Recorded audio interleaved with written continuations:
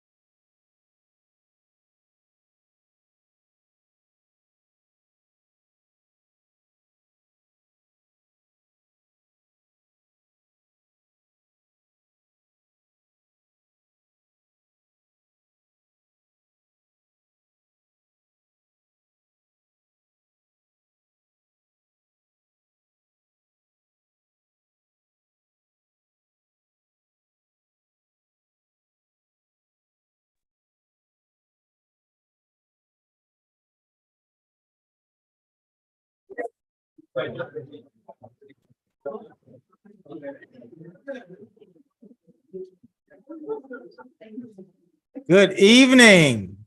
How is everybody? Good to see everyone. City of Lamarque City Council regular agenda of May 13th. Okay. Of May 13th, 2024, beginning at 6 p.m. in council chambers at 1109B Bayou Road, Lamarque, Texas, as well as via video conference hosted through Zoom. In accordance with section 551.127 of the Texas Local Government Code, the presiding officer and the quorum of the Lamarque City Council intend to be and will physically be present at 1109B Bayou Road, Lamarque, Texas. This location will be open to the public and the meeting will be broadcast at this location on channel 16 and via YouTube. The council. Thank you. The council will meet for the purpose of considering the following agenda. The meeting has been called to order. Kiara, would you give us a roll call, please? Yes, sir. Councilmember District A. Present. Councilmember District B. Present. Councilmember District C. Present. Councilmember District D. Present. And Mayor. Present. We are now at item 3. We will ask Councilwoman Yancey to lead us in our invocation and Councilman Ross to lead us in our pledge. Stand if you're able.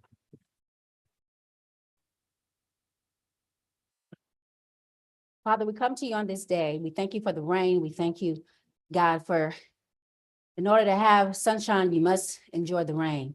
And so we thank you for what you have done on this day. We pray that for everyone's safety. We thank you, God, for the ability to govern. We thank you for our great city of Lamarque.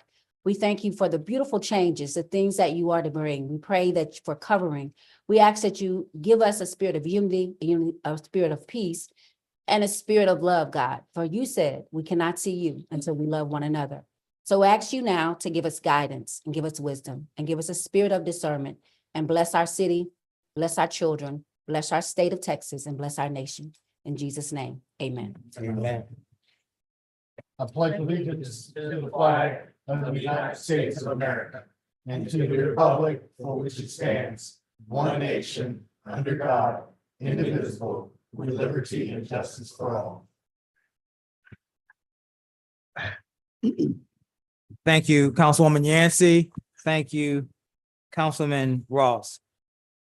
Council, without objection, in order to get to 4-1, 4-2, and 4-3, we have to move 7-1 ahead without objection. 7-1, proposed resolution. canvassing the election return. 2024, general election pursuant to the election code. Council, before I ask for a motion, today is a bittersweet day. While democracy has worked, and we are inviting a new person to our council, we are always losing one of our current members. And today is bittersweet because Councilwoman Allred will be leaving us. And as tradition for our council, I would like to thank Councilwoman Allred for her service, for her ability to be the voice of the residents of District C. And I would like to allow, without objection, Councilwoman Allred, if she so chooses, to say her official farewell, to do so at this time. Sure. Just want to thank everybody. And I know that the new council that we have coming in will do great and will make you proud. And I just wish everybody a good luck and let's just all move forward. Very good. Thank you, Councilwoman Allred. Council, I will entertain a motion to approve the results of the election for May 4th, 2024. I move to approve the election results. Is there a second? Second. Any further discussion? Hearing none, we'll call for the vote. All those in favor? Aye. Any opposed? Council, now we will have a swearing in of 3 of our members. First will be the office of mayor. Then we will have comments from the mayor. Then will be the office of District A, comment from Councilwoman District A. And then we will invite the new member, District C, to come. Certainly, he will have an opportunity to share comments at that time. And so today, I believe Judge Pettijohn will be swearing me in. Do you want me to come to say, all right. And so I will at this time meet you at the front of the podium.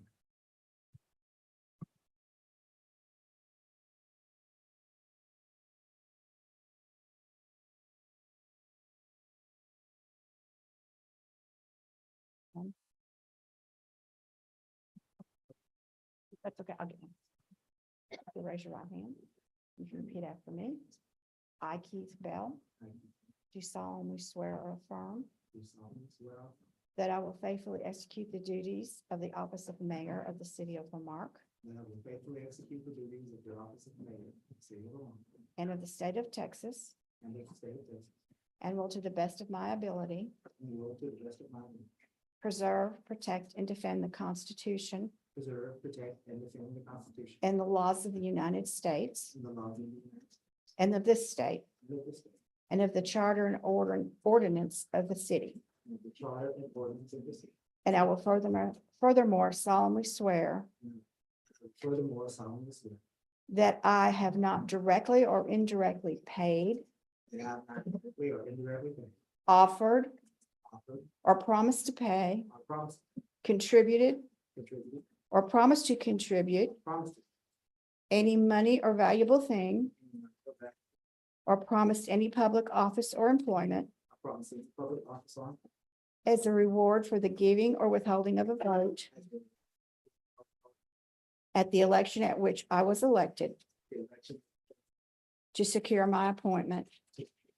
So help me God. So, Congratulations.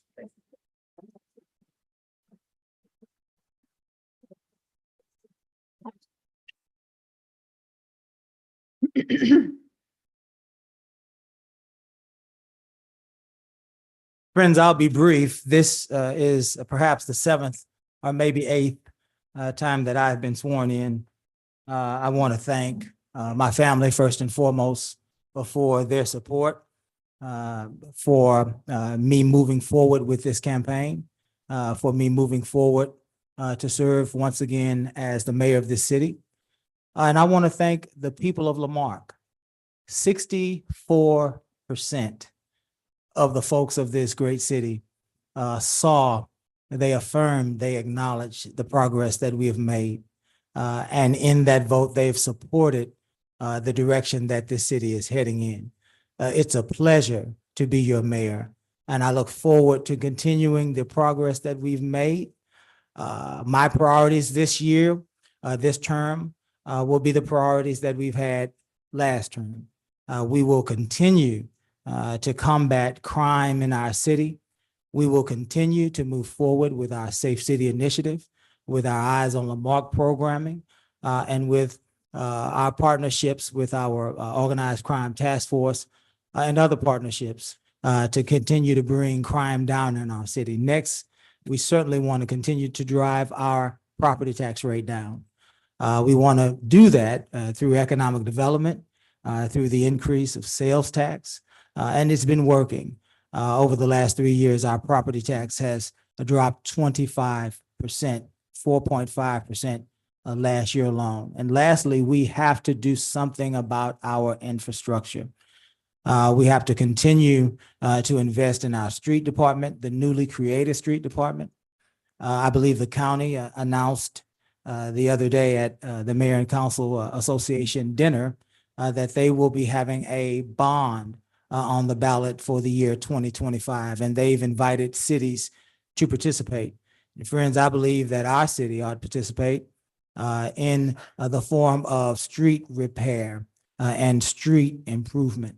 I look forward to that, as well as providing for our residents the tough decision on whether or not we want to build a new public safety building.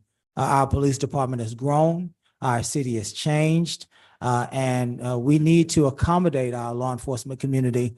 We need to provide a safe, effective, efficient place for them to be able to do their jobs.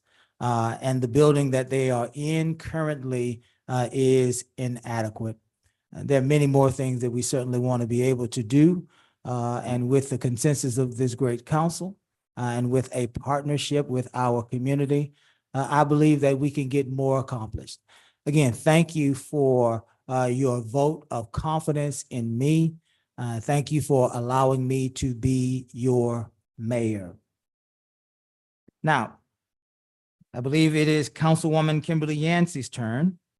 And so, Ms. Yancey, do you have a person here prepared to swear you in? Your husband. If you are Ms. Yancey's husband, that would be Mr. Clinton Yancey. Welcome, Mr. Yancey. You can come to the podium. I believe, Ms. Yancey, you're, there it is. Thank you, Kiera.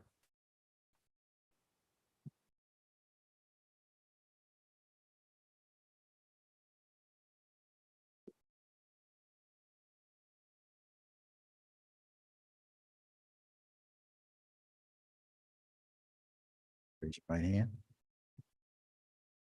I, Kimberly Yancey, I, Kimberly Yancey, do solemnly swear, do solemnly swear affirm that I will faithfully execute that I will faithfully execute the duties of the office the duties of the office of Council Member District A of Council Member District A of the City of Lamar, of the City of Lamar, of the State of Texas, State of Texas, and will to the best of my ability and with the best of my ability preserve, preserve, protect, protect and defend the Constitution the Constitution and laws laws of the United States the United States and of this state, and of this state and the Charter and the Charter and ordinances and ordinances of this city. of this city. And I furthermore And I furthermore solemnly swear solemnly swear that I have not directly that I have not directly or indirectly paid, or indirectly paid, offered, offered, or promised to pay, or promised to pay, contributed, contributed, nor promised nor promised to contribute any money to any money or valuable thing, or valuable thing, or promised any public office or promised any public office or employment or employment as a reward as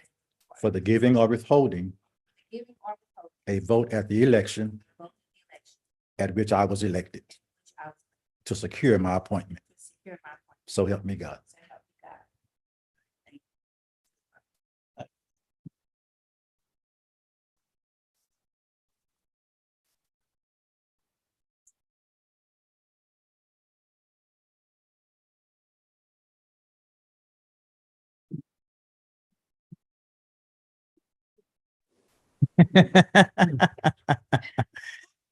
Ms. Yancey, you have the floor. I just want to thank the city of Marque. There's so much anticipation and expectation. We are the city that everyone is watching. This is our time. And so we can decide to come together as a team and unify and make sure that we can compete. We made amazing strides in the last 3 years. I think as the mayor has said, we all know that we need infrastructure. When I first moved here in 1997, that was one of the reasons why I wanted to leave, because of the issues that we were having with our streets and our pipes and plumbing. And so that is something that I think we really, really need to focus on. I've had a blast, Mayor, serving with you all. I am going to miss you, having the other female. I'll be solo, so pray for me. So, but I look forward to the stage. You may not know, but I am a writer of a book called Confessions of a Preacher's Wife, which was Christian fiction. And what that book did was to show people how to pray in times where when you're around unlovable people, or when people are being excruciatingly mean to you. But it shows the power of prayer and what we can do when we follow God and come together. And I think it's that time. I want to make sure that we all know that we know that the voters have spoken. And as a history teacher, it is important that we respect democracy. Whatever you may like or not like, the time now is to work together because we have a job to do. And we have a duty to serve our district. So I welcome our new member to District C. I look forward to working with you. I look forward to making sure that we fight for Marque like no one else has, so we can make sure that we have the best here. And so as a teacher, and knowing what it takes to make sure your classroom comes together to make sure that everyone has the best grades, I think we can do that. Sometimes people call me and Joe and Keith sometimes the pit bulls, because we do fight hard for this city. And we go to the meetings that no one else has wanted to go to. And we do what we have to do to support this city. So I hope that we will continue that, and we will have another fighter to help bring this city and make sure we have the best. Marque, everybody's watching us. So let's not let them down. Let's do what we can in the spirit of unity and the spirit of excellence. And you know, this councilwoman will definitely be praying. Thank you so much, District A, for your help, your love, and your support, and your prayers. And let's go higher. Thank you, Mayor. Yes, ma'am. Yes, ma'am. Absolutely. Absolutely. Now we will have the oath of office of our newest council member, Mr. Joseph Lowry. And Mr. Lowry worked extremely hard on this election. I saw him out at the outside City Hall, meeting with voters, holding signs up, working hard to get elected. And sir, you did get elected. And so we congratulate you on that. And today we invite you to our council. So Mr. Lowry, do you have a person that you would like to swear you in? Absolutely. Mrs. Sarah Lowry. Welcome. I believe Ms. Nance has your affidavit.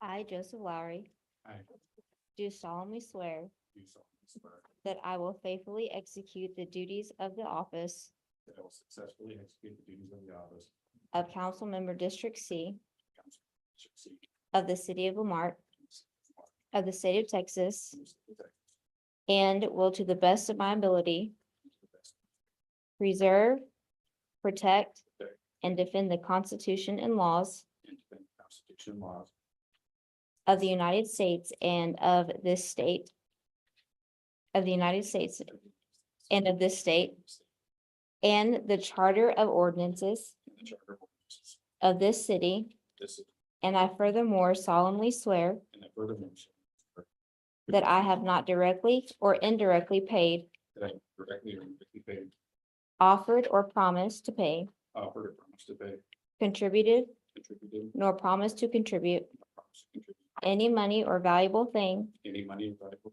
or promised any public office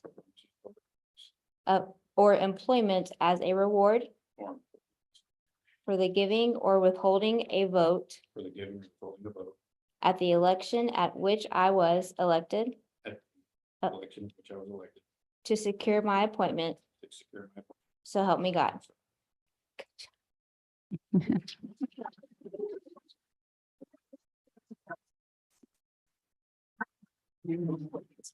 You also have a surprise too. For y'all that don't know me, I'm Kathy Heron Keith. Joseph, this was a gift from the Brown family. It belonged to Councilman Clint Brown. Councilman Brown was a man who loved this city and its residents. He drove his district daily, stopping and talking to people. He truly cared about each and every resident of the city of Lamarque. He was a true gentleman. He spoke with kindness to all, and he showed up. Even if there wasn't a thing he could do, he showed up, because sometimes a person just needs to know that they aren't alone in this world.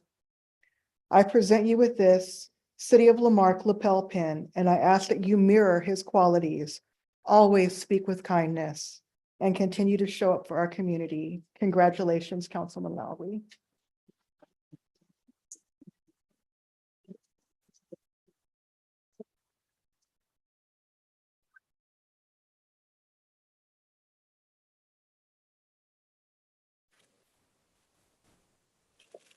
Mr. Lowry, welcome.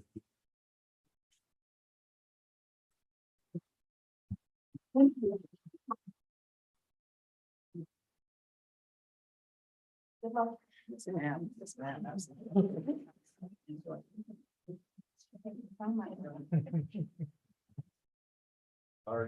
Lowry? Hope to see you around the VFW. Oh, yeah, sure.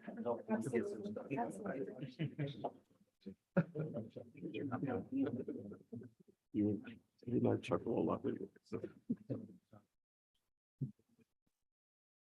Okay, so we have Joe and Joe. And if Joel Camacho had got elected, we would have had a big mess. So let's try to keep Joe and keep Joseph. So we will now move to item 4 it looks like, and that would be a proclamation for National Police Week.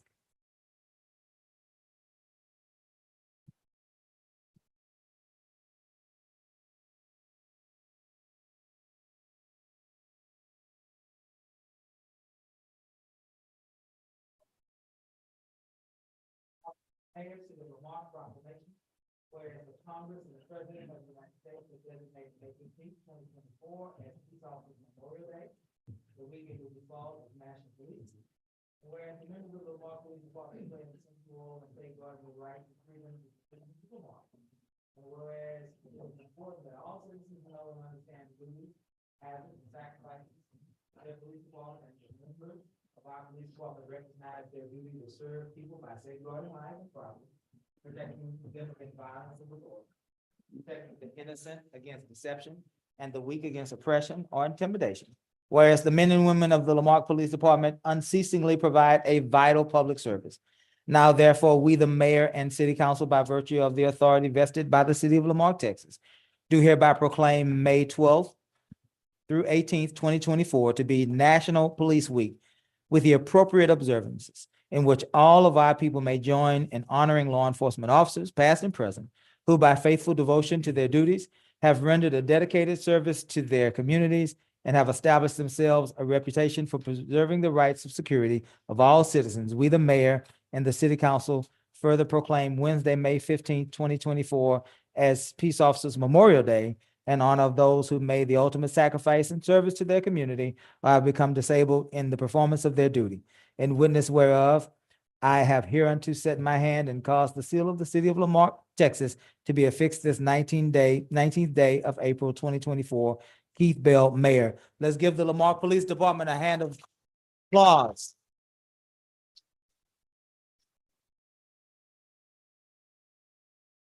You have words? Yes, a couple of words there. Yeah, this is really important. This is the entire week devoted to National Police Week. May 15th, the week of 12th through the 18th, the week is National Police Week, but May 15th every year is also Peace Officer Memorial Day. So that day, myself, Lieutenant Anders, will be going to a big ceremony at the port of Galveston. The police department's going to hold it. It'll be over 100 officers there, and it's a really big thing. So Mayor, thank you for presenting this. Very good. Yes, sir. One thing we did forget, Joseph, when we get done with this, we'll give you your time to thank your family and your friends, so forgive me for that.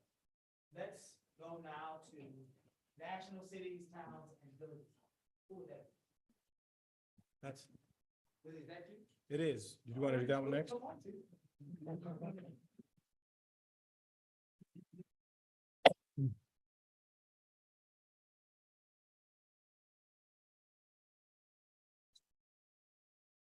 Office of the Mayor for the City of Lamar Proclamation, whereas the National League of Cities was founded in 1924 in Lawrence, Kansas, as the American Municipal Association by state municipal leagues, seeking more coordination and national representation as cities, towns, and villages expand rapidly. Whereas the nonpartisan league, National League of Cities, is the oldest and largest organization representing municipal governments throughout the United States, representing the interests of more than 19,000 cities, towns, and villages across the country. Whereas today, the National League of Cities works in partnership with 49 state municipal leagues across the country to strengthen local leadership, drive innovation, and influence the federal policies that will impact local programs and operations. And whereas the voice of cities, towns, and villages in Washington, D.C., the National League of Cities has successfully championed federal legislative solutions that support municipalities and has worked closely with Congress and executive branch to educate policymakers on the realities of local implementation. Whereas local governments are a bedrock of American democracy, providing 336 million residents with the most accountable, responsive, inclusive, ethical, and transparent government in the world. Whereas the nation's smallest villages to its largest cities, America's local governments have been essential in transforming the United States of America into the greatest, most influential nation in world history. Whereas the city of Lamarque was first incorporated in 1957 and is proudly served today by Mayor Keith Bell, Mayor Pro Tem Joe Compion, Councilwoman Kimberly Yancey, Councilman Joseph Lowry, and Councilman James Ross, and a municipal workforce of 180 dedicated public servants. Now therefore, we, the mayor and council, by virtue of the authority vested by the city of Lamarque, do hereby proclaim the month of May 2024 as National Cities, Towns, and Villages Month. And as in celebration of America's local governments, the National League of Cities historical centennial anniversary, and the testimony whereof and the seal of the city of Lamarque, this 13th day of May, 2024, Keith Bell, Mayor. Yes. Thank you very much. We're honored to recognize ourselves in this case. We are, as you all know, a finalist for All America City, and partaking in efforts as this helps us stay and be more relevant at the national scale. So thank you very much, Mayor. Appreciate it. Thank you. Public Works Week. Yeah. Who would be? Uh-oh. Get all of this. Why did all this?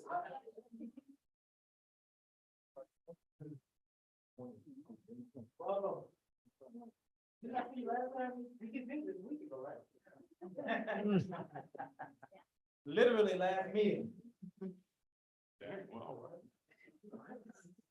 Let's give, if you would, let's give a round of applause to these hardworking men and women of our public works department.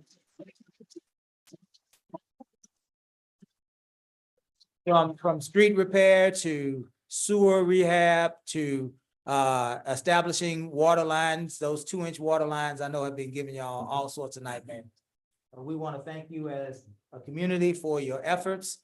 We drive by in the hot sun. And we stay enclosed in our vehicles when the mosquitoes are out. So thank you for all that you do. It does not go unnoticed.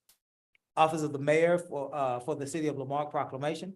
Whereas public works professionals focus on infrastructure, facilities, and services that are of vital importance to the sustainable and resilient communities, and to the public health, high quality of life, and well-being of the people of the City of Lamarque. And whereas these infrastructure facilities and services could not be provided without dedicated efforts of public works professionals, for engineers, managers, employees at all levels of government and the private sector, who are responsible for rebuilding, improving, and protecting our nation's transportation, water supply, water treatment, and solid waste system, public buildings, and other structures and facilities essential for our citizens. And whereas it is the public interest for the citizens, civic leaders, and the children in the city of Lamarck to gain knowledge of them and maintain the ongoing interest and understanding of the importance of public works and public works programs in their respective communities. And whereas the year 2024 marks the 64th Annual National Public Works Week, sponsored by the American Public Works Association, Canadian Public Works Association, be it now resolved that the city of Lamarck and its citizens are called upon to help protect our source waters from pollution, practice water conservation, and get involved with their water by familiarizing themselves with it. And now therefore, we, the mayor and city council, do hereby proclaim May 19th through 25th, 2024 as Public Works Week. Testimony whereof witness my hand, the seal of the city of Lamarck, this 13th day of May, 2024. Let's give a round of applause for our Public Works.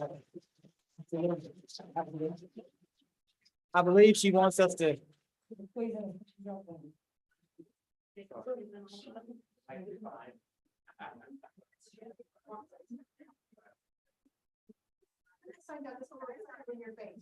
Not you, not yet.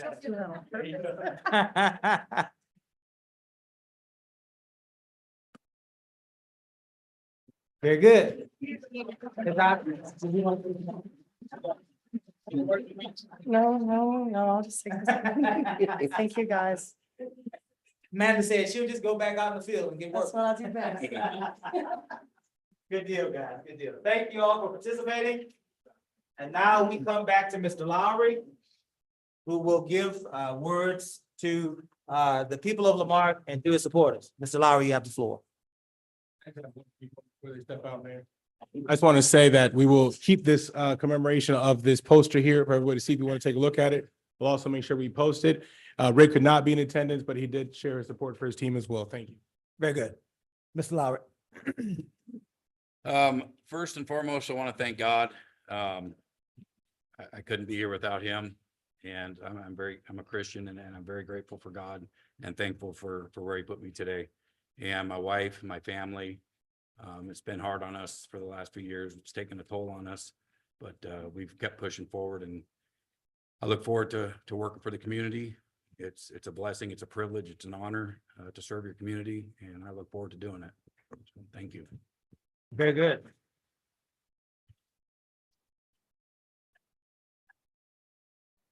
Thank you, Mr. Lowry. Citizens participation, item. Excuse me?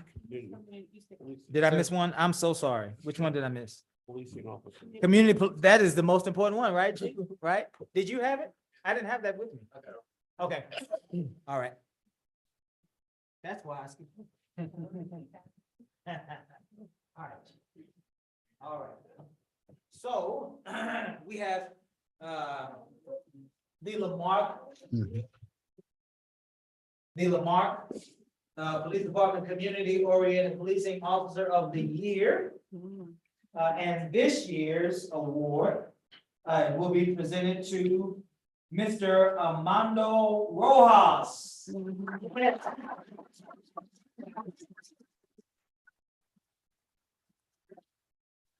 It says that you have superior performance as a community policing officer serving Lake Road North Community Watch. Outstanding, sir, outstanding. Do we want to take a picture with? Yes, sir. And we have the chairperson here, Rashard, come up here, and Sally, block captain. They are, that's his key individuals.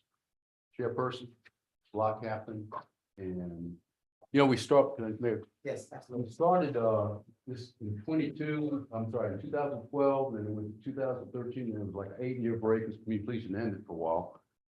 And we started again in 2022 of the year. Again, he wanted it in 2022, and then he wanted it again in 2023. And he's just amazing. Armando is I'll let I think if we let Rashad say a couple of words, he wants to praise him. Yeah, I just want to thank Mr. Rojas for his service to the community, and you know, every time I've had to call on him, he's been responsive, and that's, you know, Last time I think I tried to get in touch with you in the training. So, but other than that, he's actually come by my house a couple times, and spoke with me. So, if we have all of our officers that will be dedicated like this gentleman, I believe we have the best police department in the state senate. Sally? And I called on you, I think, several times, and 9 times out of 10, you weren't working at that time, but you took care of it. You still followed through, even though you weren't on duty. You're dedicated on and off job to the city of Lebanon. And we really appreciate your service, especially in Lake Road North. Acting Corporal Ross, want to thank you for your work. It's not easy, and you're available, and they know who to go to when it's not an emergency. They go to you, and I want to thank you. And we have 9 others like you, and we're going to have more and more. So, Mayor, thank you. Very good, very good. Ms. Rojas, would you like to say a few words? Let's see, but thank my family, to do the job that I support, the community, and of course, fuck y'all. Thank you for everything. Very good. Thank you, Mayor. All right, good deal.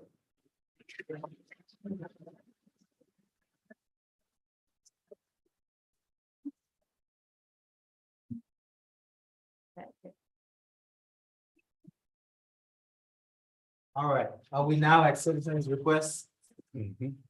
Okay, let's see. Item 5, citizens' participation. Limited to 3 minutes per person. Comments from the public will be heard at this time. Any person with city-related business who has signed up may speak to council, limited to 3 minutes. If wishing to speak, you give the mayor or the presiding officer your full legal name, and your address, the item you wish to speak about. In compliance with the Texas Open Meetings Act, the city may not deliberate on comments. Personal attacks will not be allowed. Personnel matters should be addressed to the city manager during normal business hours. Press *6 to mute or unmute your phone if you are participating via telephone. Press the microphone icon on the lower portion of your screen if you're visiting with us via Zoom, smartphone, on the tablet, or a computer. And if you are here with us in person, you may approach the podium, the center aisle, give myself your name and your address, and you will have your turn to speak. Let's be mindful that we address council as a whole. We are one unified body. And let's be mindful that we do not attack anyone. And so the first person up would be Mr. Clarence Caldwell. Welcome, Mr. Caldwell. Name and address for the record. Congratulations to all of y'all. My issue is, Sorry, before you start, Mr. Caldwell, can I get your oh, address? Clarence Caldwell, Thank you. 3603 Prairie Street. Do we have any authority over the food right parking lot? No, sir, that's Texas City. That's Texas City? Yes, sir. Okay, okay.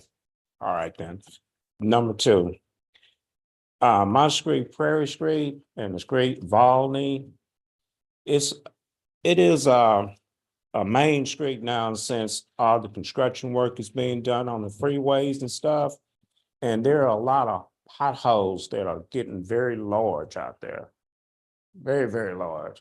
And I know the guys are trying to keep up with it, but the trucks are getting bigger now that are going through there because they're having a bunch of homes that are being constructed out there. And that's what it's starting to be a headache. Need somebody right there to do something on that. Yes, sir. Okay. Other than that, that's about it. And again, congratulations to everybody. Very good. Mr. Garcia, did you? On it, I'm on it. Thank you. Mr. Lester Jonigan. Hello, Officer Jonigan. Name and address for the record. That's Jonathan, 701 Roosevelt. Good afternoon.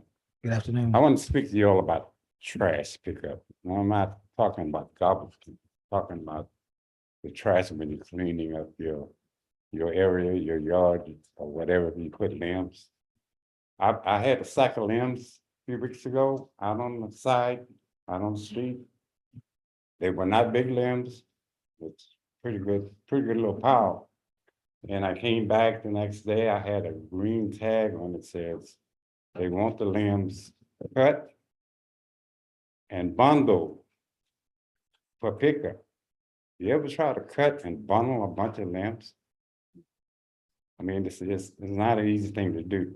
And I ride through Lamarck all the time. And I see a lot of trash that's on the street, little small pile here, pile there. Should have been picked up a long time ago. Somebody's not up to par with what they need to be doing. So just today I had an incident. I had put out some more trash. I cut down an old tree and I cut it into little blocks. The tree. They took the limbs and left the tree. Because the tree was, was rotten and whatever.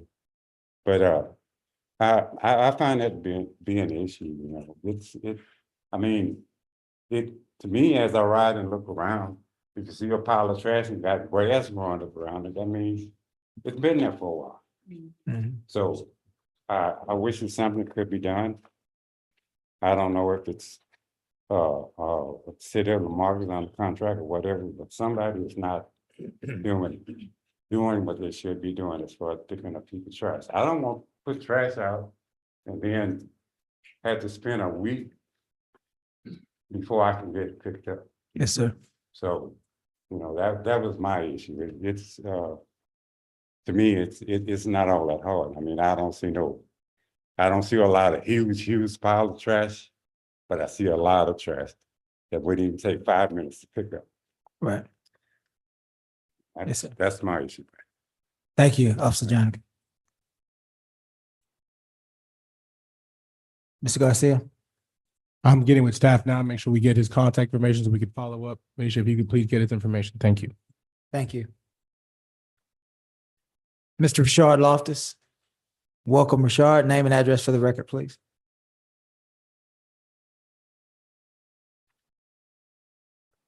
Rashard Loftus, 309 Johnson Street. I come to you again about some issues, code enforcement. I got an issue with the way the request tracker is being handled. And I've talked to Mr. Hernandez about it, and he explained why they're doing the way they're doing it as far as responding back to citizens. When you put in a request tracker, they'll send you a notice saying that they got it. But in years past, you would get an update as to if it was still being handled. But now they went to where you won't get any notification unless you ask. And me personally, I don't think that's the way it should be. I may not be the only citizen that feels that way. So I'm asking the council, city manager's office to take another look at that, because we need to be more transparent with how things are being handled. Because if you tell me that you got the request and then you close it out, how do I know you fixed it? That means I got to go around and figure it out for myself, and I don't like it. And I'm letting it be known I don't like it. So y'all need to take a look at that. Second thing I got is drainage. Mayor, you've been pressing a while to get the street program going with this grade all and that. I've been an advocate for that as well. And I haven't seen that grade all moving. And I've seen some work in ditches that's, in my opinion, being a guy that's in public works, that's really not up to par. And I'm not bashing our departments. I just know that we can do better, and we should do better. And that's what myself is expecting. This community is expecting the same thing. You as a council, you want the same thing. So let's let's work together, everybody, and get it done. Yes, sir. Thank you. Thank you. Mr. Garcia? Nothing. We've got somebody that raised their hand to speak. It's actually staff, but we'll follow with Mr. Loftus. Okay, very good. We just need But, the address on that situation. Was it a particular address or? Sorry, Mayor. I just No, wanna you're make sure fine. we can You're address fine. You're fine. Yeah, so there's one particular place that I saw where it looked like there was an attempt to grade the ditch on Stonewall. In front of Mr. Diaz and them house. He's been one here that comes and complains a lot about the drainage. And so when I went there and I looked, when I talked to him, I noticed that somebody in Public Works had went there and tried to, you know, grade the ditch. Mhm. But you cannot effectively grade a ditch if you are not using the grade all and you're not putting it on level. It's just not gonna happen. It's not gonna work. You can't go out there and scratch the bottom of the ditch and think you graded it. That's just not how it works. Thank you. Did you get the information you Yes, need? thank you. Joe, you wanted to? Just by way of information, Mr. City Manager. We also, when Ms. Von Steven was involved, the council members, and I requested this, were also notified of request tracker requests by district, and that's been discontinued, just by the way. And I would like to know those in my district. Absolutely. Absolutely. Thank you, council. We will now move to old business. Item 6.1, proposed ordinance adopting a code of ethics for elected and appointed officials. Certainly, the council has delayed. There's a person that would like to speak from the public, Mayor. We are so sorry. If you are visiting with us online and you're wishing to speak, would you state your name and address, please?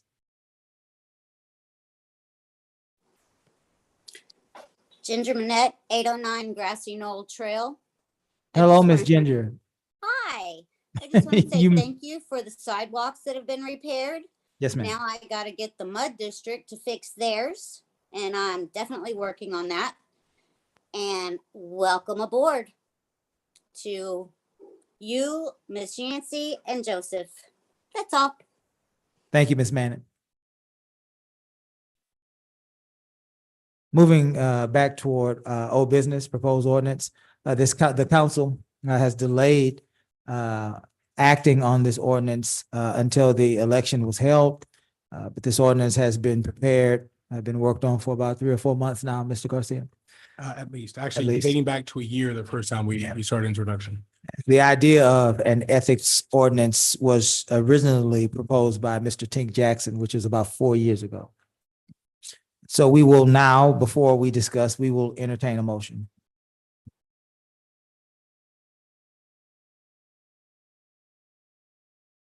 You're looking for a motion? Motion. To approve? Mhm. So move. Is there a second? Second. Any discussion? I think there's stuff to be talked about in that. Absolutely. Mr. Lowry, we're getting to discussion right now. Any discussion? Did you want to start, Mr. Lowry? No, I'll follow up. Very good. And Mr. Ross, I know you had something previously. I sat with our city clerk and had my questions answered. So Very good. Anyone else? I have some items. Very good. Did you want to go before Mr. Lowry? Okay. Just for purposes of clarity on, and I don't know, Gus, if it's page 3 of 19 or I guess it's the page 3 of 19. I told them 19 pages is ethics. On page 3, the section, what is it, down the third from the bottom, comply with both the spirit. I would like to include with clarity that this is also applicable to the Economic Development Corporation, which is one of our boards and commissions. That's consistent with, for example, what League City's policy is. And so that's one item there as an amendment to this or in addition. Without objection? And under this, on page 5, and Gus, I need some clarity on this one. This is the third paragraph, their representation of private interests. In keeping with their role as stewards of the public interest, members of council shall not appear on behalf of the private interest of third parties before the council or any board and commission or proceedings. And reading that whole thing, it kind of struck me as, but that's what we do as council persons, right? We appear on behalf of a constituent, sometimes a third party, for purposes of clarity. So can you help me out in that section? Sure. So I think what that section's trying to get to is not if you bring an issue to the council's attention, whether that's water bills, that's been an issue in the past, fire billing, sidewalks has been an issue in the past. But more of a council member, there was a developer or another, a third party, and instead of sitting up here and advocating for the citizens, you went down there and talked from the mic and said, council, this project would be good. And it's that private interest that has actually hired you and you are advocating on their behalf. Does that distinction help clear it up or not? Well, I guess then perhaps we could include some language that there on that one, that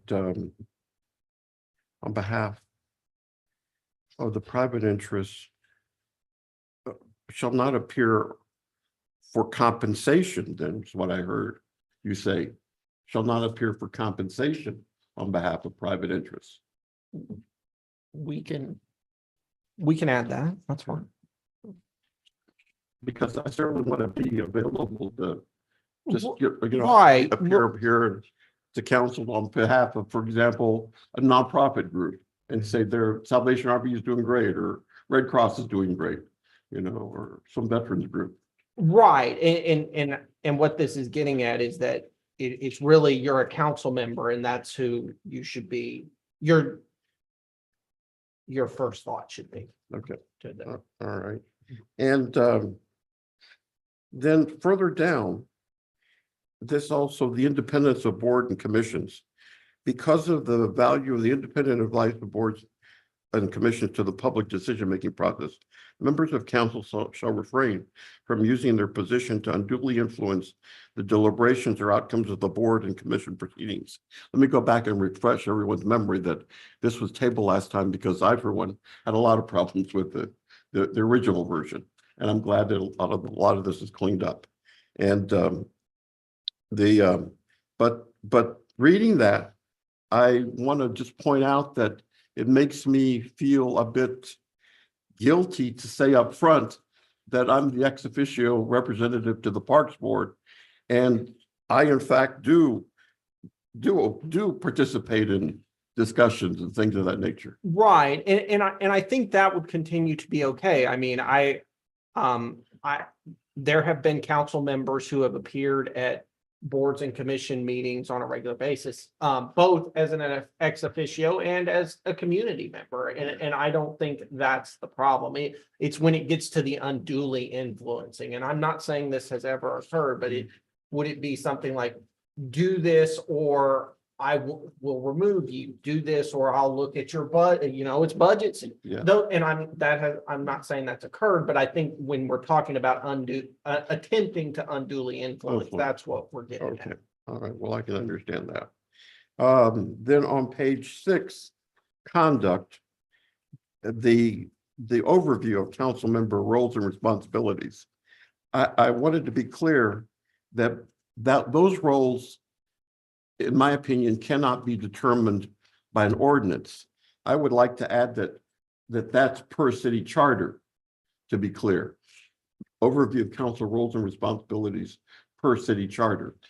So just so I understand the ordinance is that, or your requested amendment, you would like to say as in furtherance or in clarification of the city charter. Yes. Yeah, but this is to supplement, not contradict. Exactly. Or explain. And then there was another section. The section. Just need, I don't want to, something that, let me find the section. The amounts of gifts that was indicated. It was $50. $50 as I recall. Anything that is, I thought I had marked it. But I think it's on page 4, on page 4, towards the bottom, bottom. Roman numeral Yeah, 7. here it is, $50, item 7. I would ask council that we amend that. The city of League City, which long ago has had an ethics ordinance. And in fact, they indicate and they specifically address the value of gifts, but they have an amount of $500. We're not League City.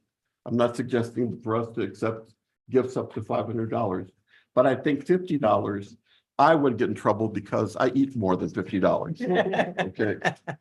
And I like to eat. And so I would suggest council that we amend that amount to say $250 is on that with regard to that item.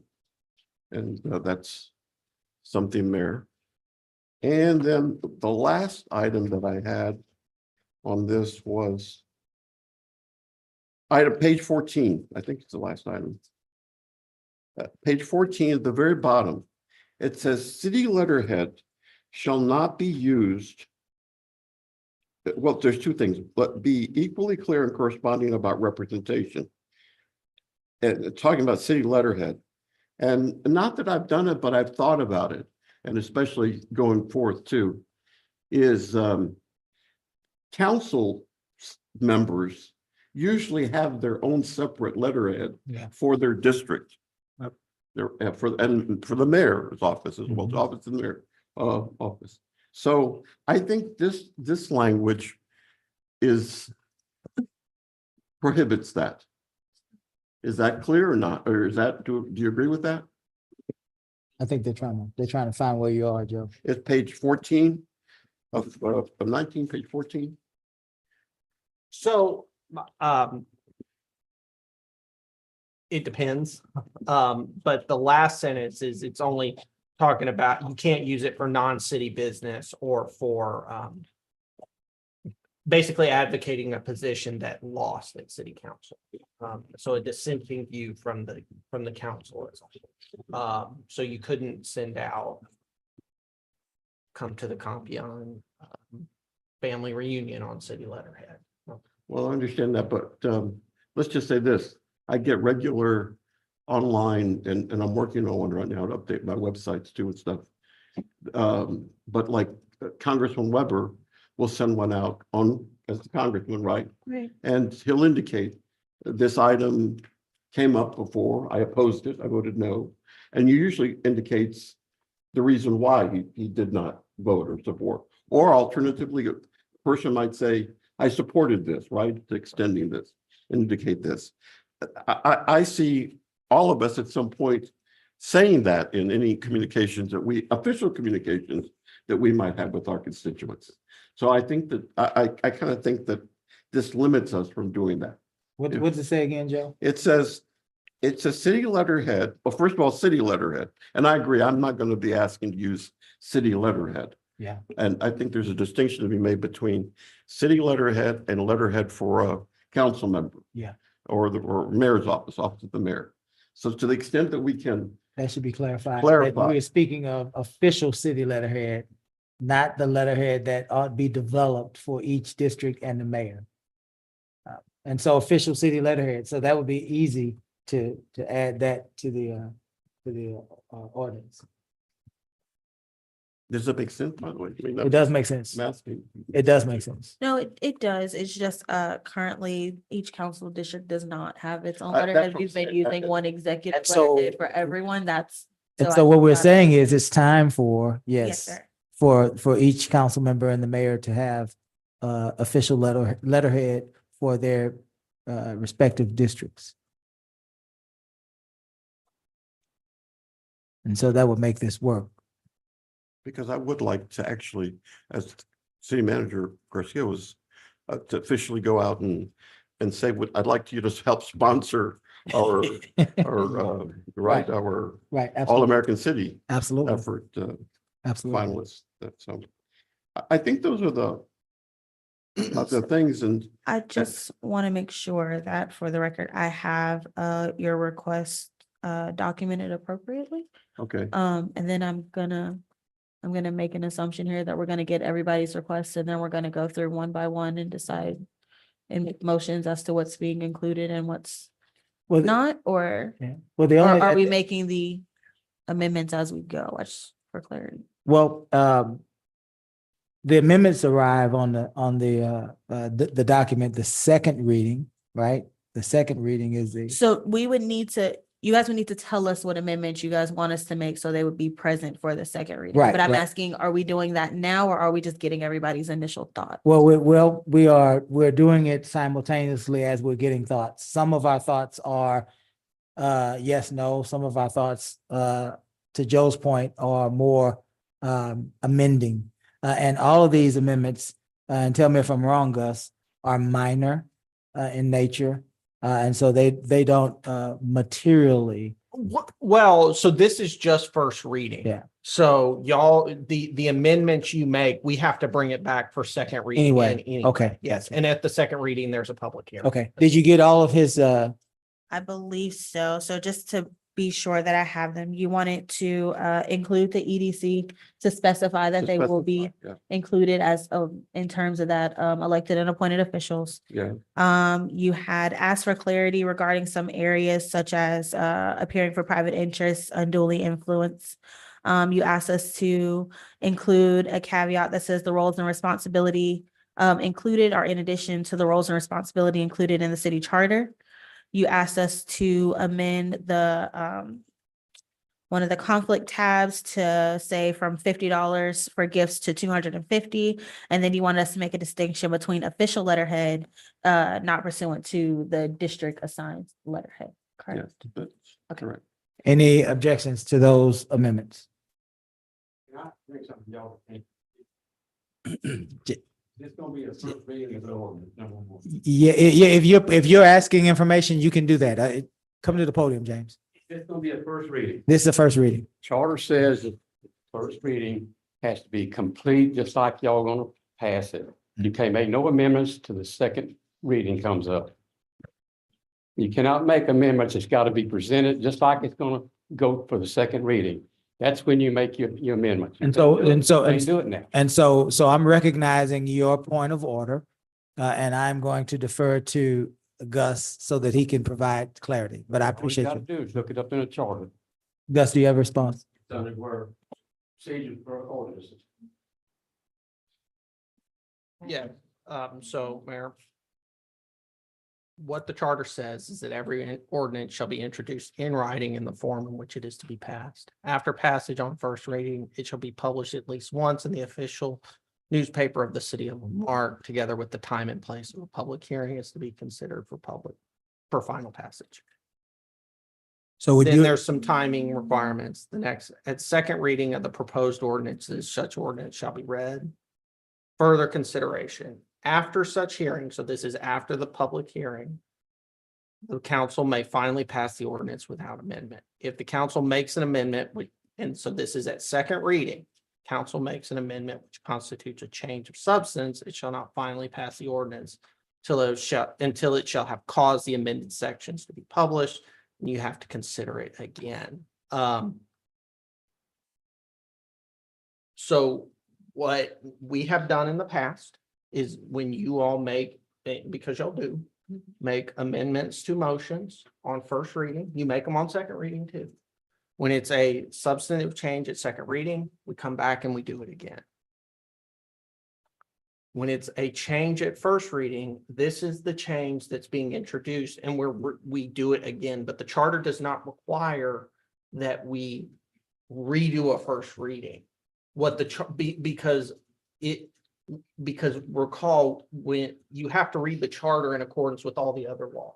Mhm. One of those laws is the Open Meetings Act. We cannot introduce an ordinance to you all that you can't change. Because if we do that, well, one, we've made the ordinance ourselves, which we don't have the authority to do.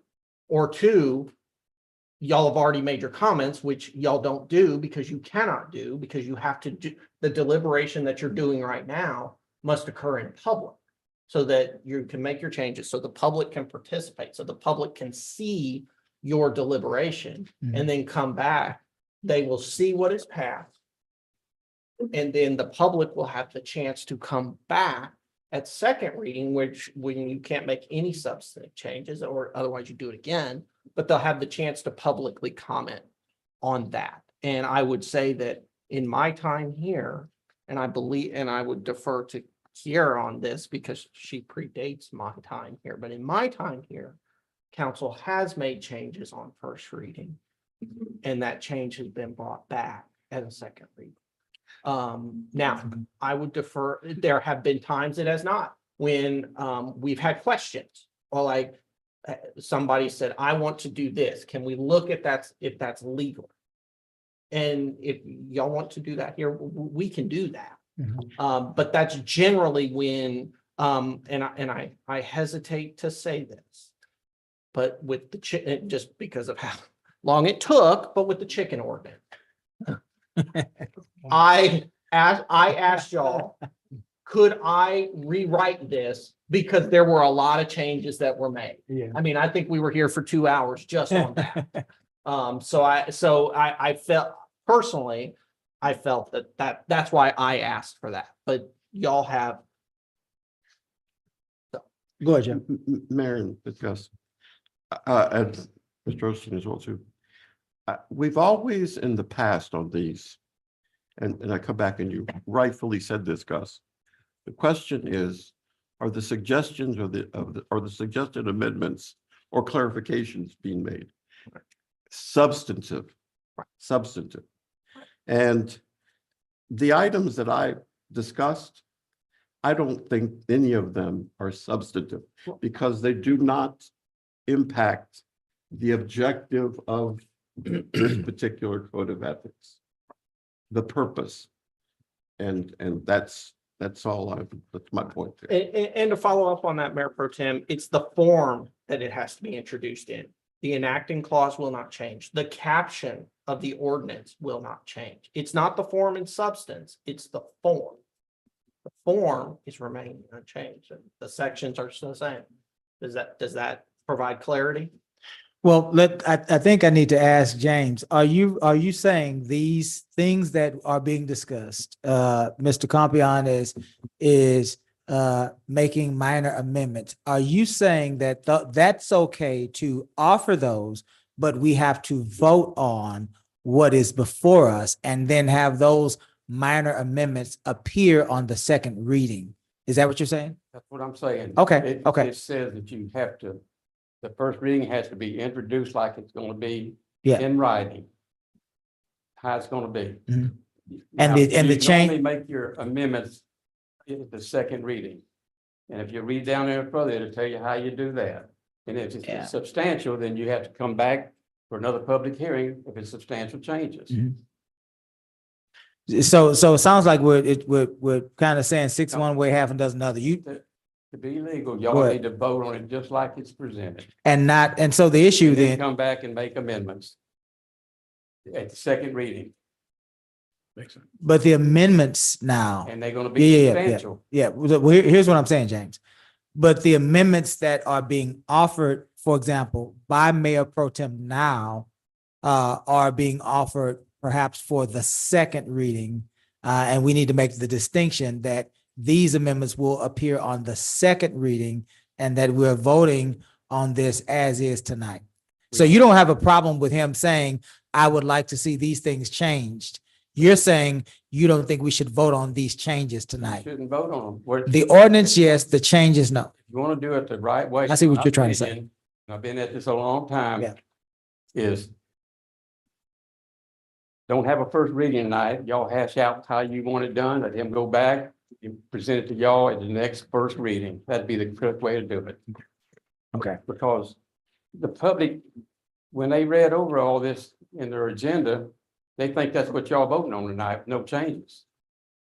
That's why it's got to be presented like, and then they'll know that. And they may not have an issue and say, well, I don't have to go to a public hearing, here's what it's gonna be. Yeah. But the right way to do it is don't have a first reading and y'all hash out what y'all want on it. Instruct your city attorney to put the language y'all want, have your first reading at the next council meeting or and you got plenty of time to do it the right way.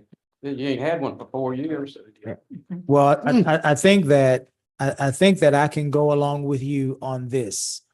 The idea that these changes appear on the second reading. I believe that we can take action on the ordinance tonight. And Mayor Pro Tem is simply saying what he'd like to see on the next meeting, the second meeting. And I think that we'd be in line with, You'd probably be all right with that. You Okay. vote on it like it is tonight and Yeah. then go ahead and make your changes because you can do that. Yeah. As long as it's brought up at the second reading. very good, very good, very good. So the chair will then allow for this amendment to be acted upon tonight. The chair is asking Ms. Nance to provide for these amendments for the second reading. Mr. Compion is making minor amendments that he wishes to appear on the second reading. And so tonight, as we take action on it as is. And if there are other amendments tonight, they will be on our second reading, and that'll be consistent with what you're saying as well as consistent with what our staff is saying. Anything else, Mr. Compion? Very good. We still have I now have some questions about the gift side of it. So reading through some of the state laws and stuff, I was okay with the $50, but are we talking a $500 limit per year? Are we talking, there's a state legislative thing that says $590 is the limit per year when it comes to the gift. So anything over $50 is supposed to be reported in a income report if you receive that type of gift. So I would like further clarification on the gift side of it, on how we want to do that. Thank you, James. Mr. Compion. The question is, for the second reading, the movement from $50 to $250, will that be contrary to state law? Well, I In think your, that if we just, then we can take, just put in a section that says that this section regarding the gifts is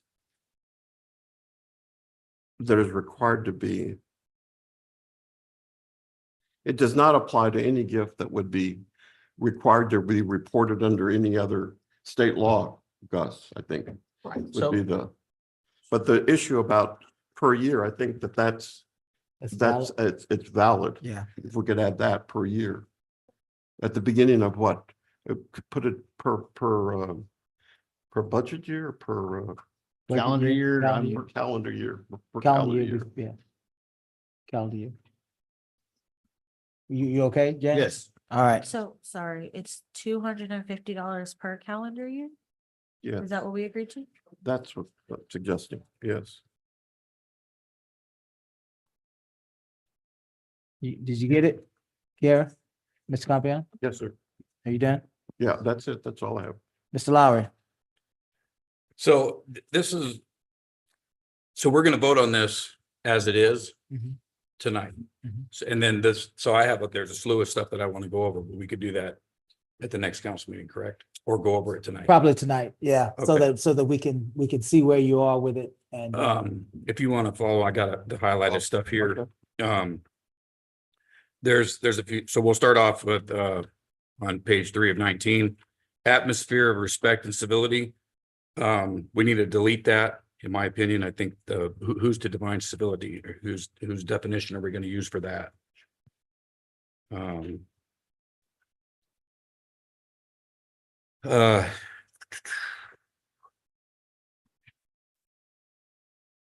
Elected officials and appointed officials, this is on 319 as well. Elected and appointed officials, EAO, shall refrain from abusive conduct, personal charges, or verbal attacks upon the character or motives of other council members, boards and commissioners and staff to public. I think there needs to be more interpretation on that. It needs to be, we need to strike that until we get some more interpretation on that.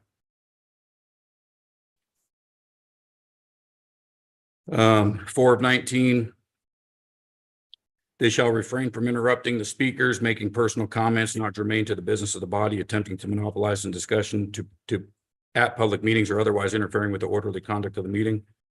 Point of order or point of information is not interruption. I think that needs to be striked as well.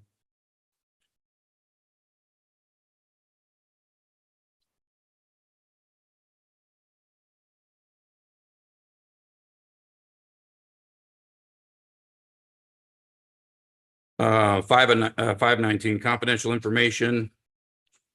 EAO shall respect the confidentiality of information concerning the personal property or the property, personnel, or affairs of the city. They shall neither disclose confidential information without proper legal authorization nor use such information to advance their personal, financial, political, or other private interests.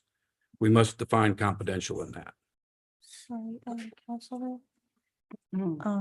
Confidential. Which page is the definition of confidential? On page 18. 18? Yes, sir. Okay.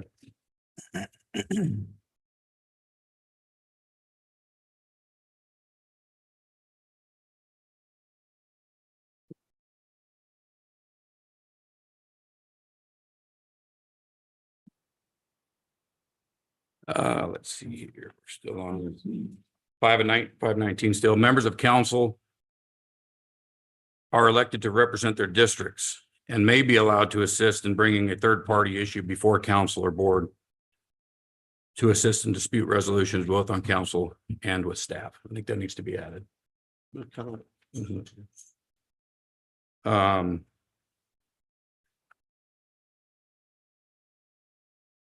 Oh, just a question. To be clear, that issue under the charter, we don't deal with staff, we deal with city manager, correct, for clarity purposes. Let's see, we are under 9 of 19. No shouting or physical actions that could be construed as threatening will be tolerated. That needs to be striked. It's too open and vogue. Some people may, I wear hearing aids. I have been tonight. If I don't wear them, some people could construe me as shouting or yelling. And some people's appearance alone could be considered threatening. So I think that needs to be taken out as well. Same 9 of 19. If a member is personally offended by the remarks of another member, the offended member should make notes to the actual words used and call for a point or personal privilege that challenges other members to justify or apologize for the language used. The chair will maintain control of discussion. I think that needs to be removed as well.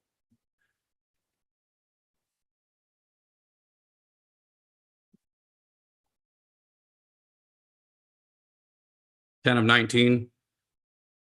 The same level of respect and consideration of different points of view that is deemed appropriate for public discussion should be maintained in private conversation. I think that needs to go.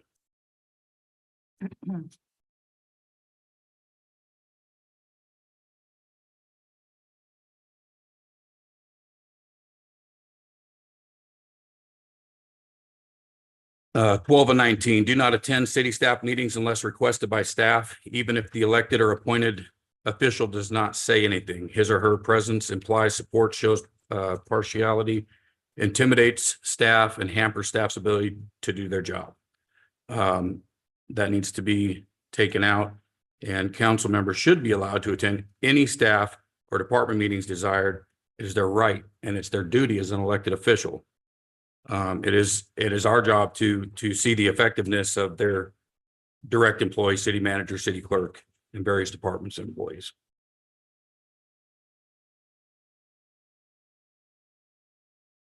City clerk also opens mail for council members. I think that needs to go. It should just be up to the council member if they want mail opened by the city clerk or not. I think that should be on an individual basis. We are Sorry, I just wanted to.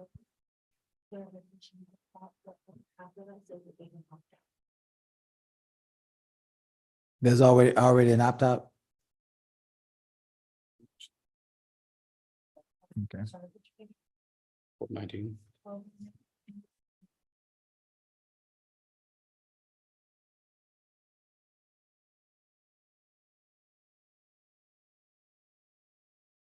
Doesn't this council member request or other?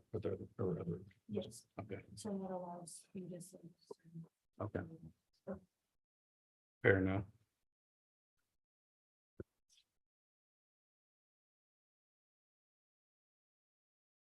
Um, 14 of 19, make no personal comments about other EAO. I think that needs removed.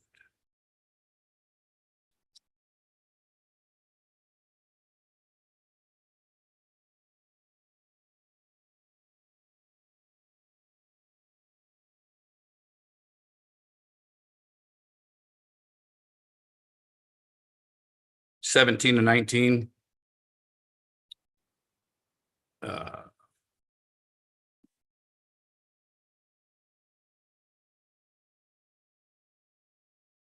Complaints. As far as the city clerk's finding, I think that needs to be removed. As far as the conclusions. City clerk should not be involved, only a city attorney.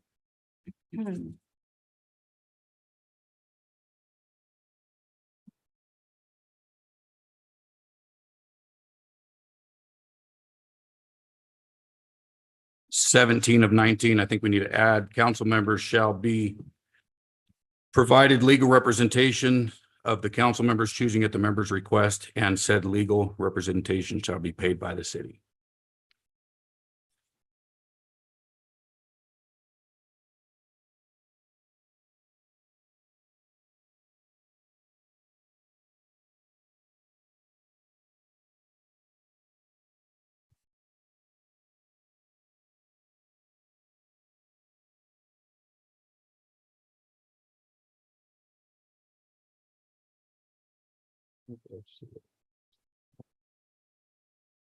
I think that's it.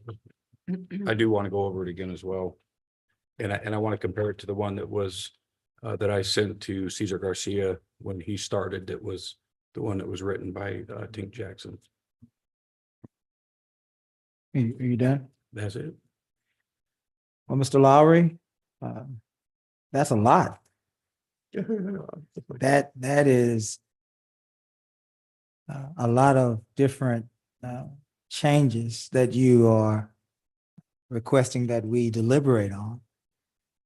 And so I'm just trying to get a better understanding of some of this from you. Yeah, 319, and I couldn't get all of it. I was trying to write as fast as I could. But one of the things that you mentioned is an atmosphere of respect and civility. And you believe that that should be taken out of this. Correct, because who's to define civility? What's your definition? What's my definition? Well, I think that a 5-member council who is elected by the community can reasonably have an understanding of what civility and respect is to us as a council member, because this governs our behavior. Now, one person may not think that you're being respectful or civil, and that's okay. But there are 4 other persons that also have an opportunity to understand what you're trying to say, how you are behaving, and put that into context. Secondly, you said that elected and appointed officials, I believe, and I'm trying to keep up, should not be able to personally, or should be able to personally attack each other. Or 319, you said you said it was open, it should have more interpretation. Personal attacks.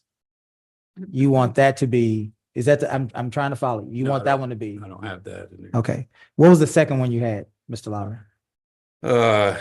interrupting other speakers, making personal comments not germane to the business of the body, attempting to monopolize discussion of public meetings, or otherwise interfering with orderly conduct of the meetings. Point of order or point of information is not interruption. Need to strike it. True. And the chair will then recognize anytime that you would say point of information, point of order, the chair should recognize you. I'm saying that I'll recognize you on that. The other part of this kind of feeds and lends itself, Mr. Lowry, into a state law that talks about the disruption of a meeting. And it suggests that any disruption of an official meeting is a crime. And so I believe that that part of our ethics ordinance speaks to that, because at the end of the day, what we're dealing with as a council is that our words carry tremendous weight, and they can expose our city to liability. And this ethics ordinance is an effort to clean all of that up. I believe that faith in a 5-member council, to be reasonable, to understand intent, is something that we need to move forward. And I will share with you, I will give you or whoever the person is a fair shake and a fair chance to represent your community. I will say that a lot of the things that we are discussing tonight tend to lend themselves to behavioral conduct. And it seems as though that's something that is causing some consternation for you. Not suggesting that you won't behave. That's not what I'm saying. I'm asking you to help me understand what the issues are with this as it intends to protect the council as well as to protect the city from liability. I'm willing to go there with you. I'm willing to listen to you. I'm willing to try to understand you, but I just need to understand a little better. Okay, so you want to go over everything again? No, no, I don't have to go over everything again. I want to understand, is it that you believe that that this ethics ordinance will be used inappropriately? I think it could be, sure. I think it could be, possibly a violation of First Amendment. I think it's kind of to censor. I think it's, you're having, who's going to interpret some of these things. So I don't think anybody's going to be out of conduct up here, but I think that things need to be more defined or removed. Well, the charter says that council is the judge of its members. And I want to say it to you again, Mr. Lowry.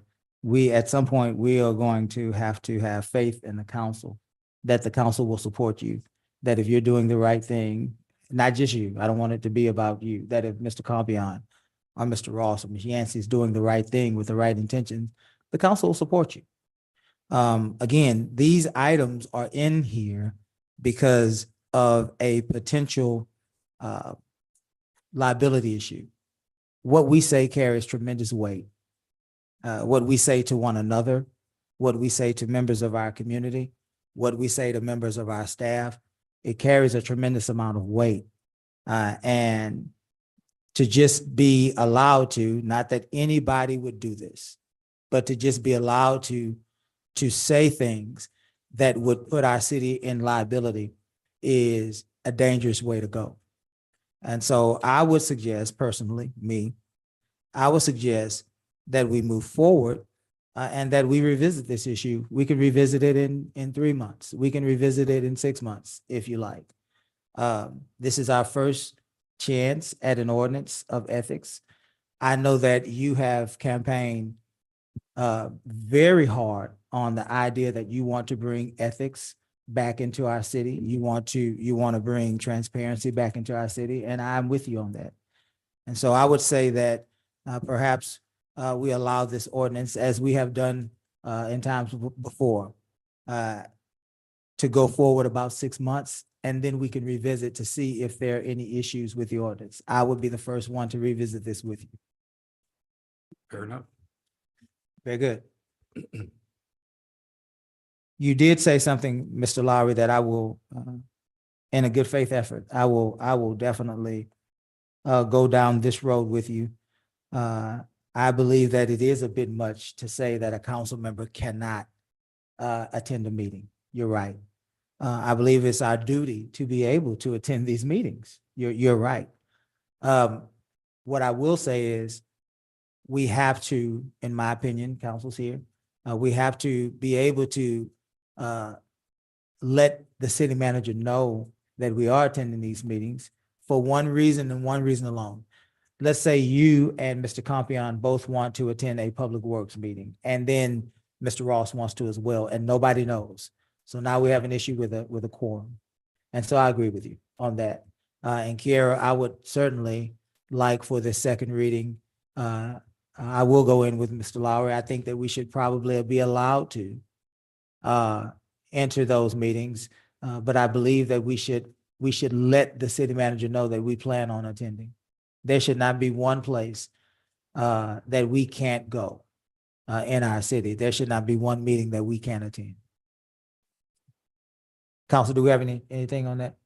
I know that might have been some of your heartburn as well, right, James? That was something that we had talked about, and it's not a matter of city council can't go to them.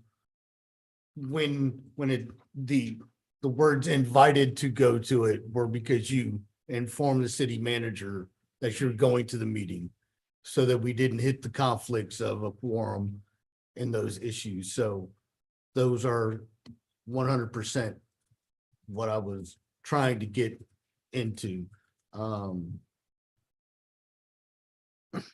Change civility to professionalism and respect and professionalism. I mean, those are civility and professionalism are interchangeable words in my eyes. Yeah.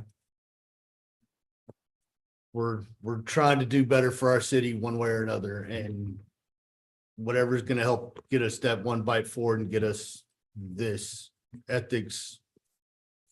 Yeah. I mean, it's the same thing as fighting on a ship. You've got to follow a chain of command. We have to have something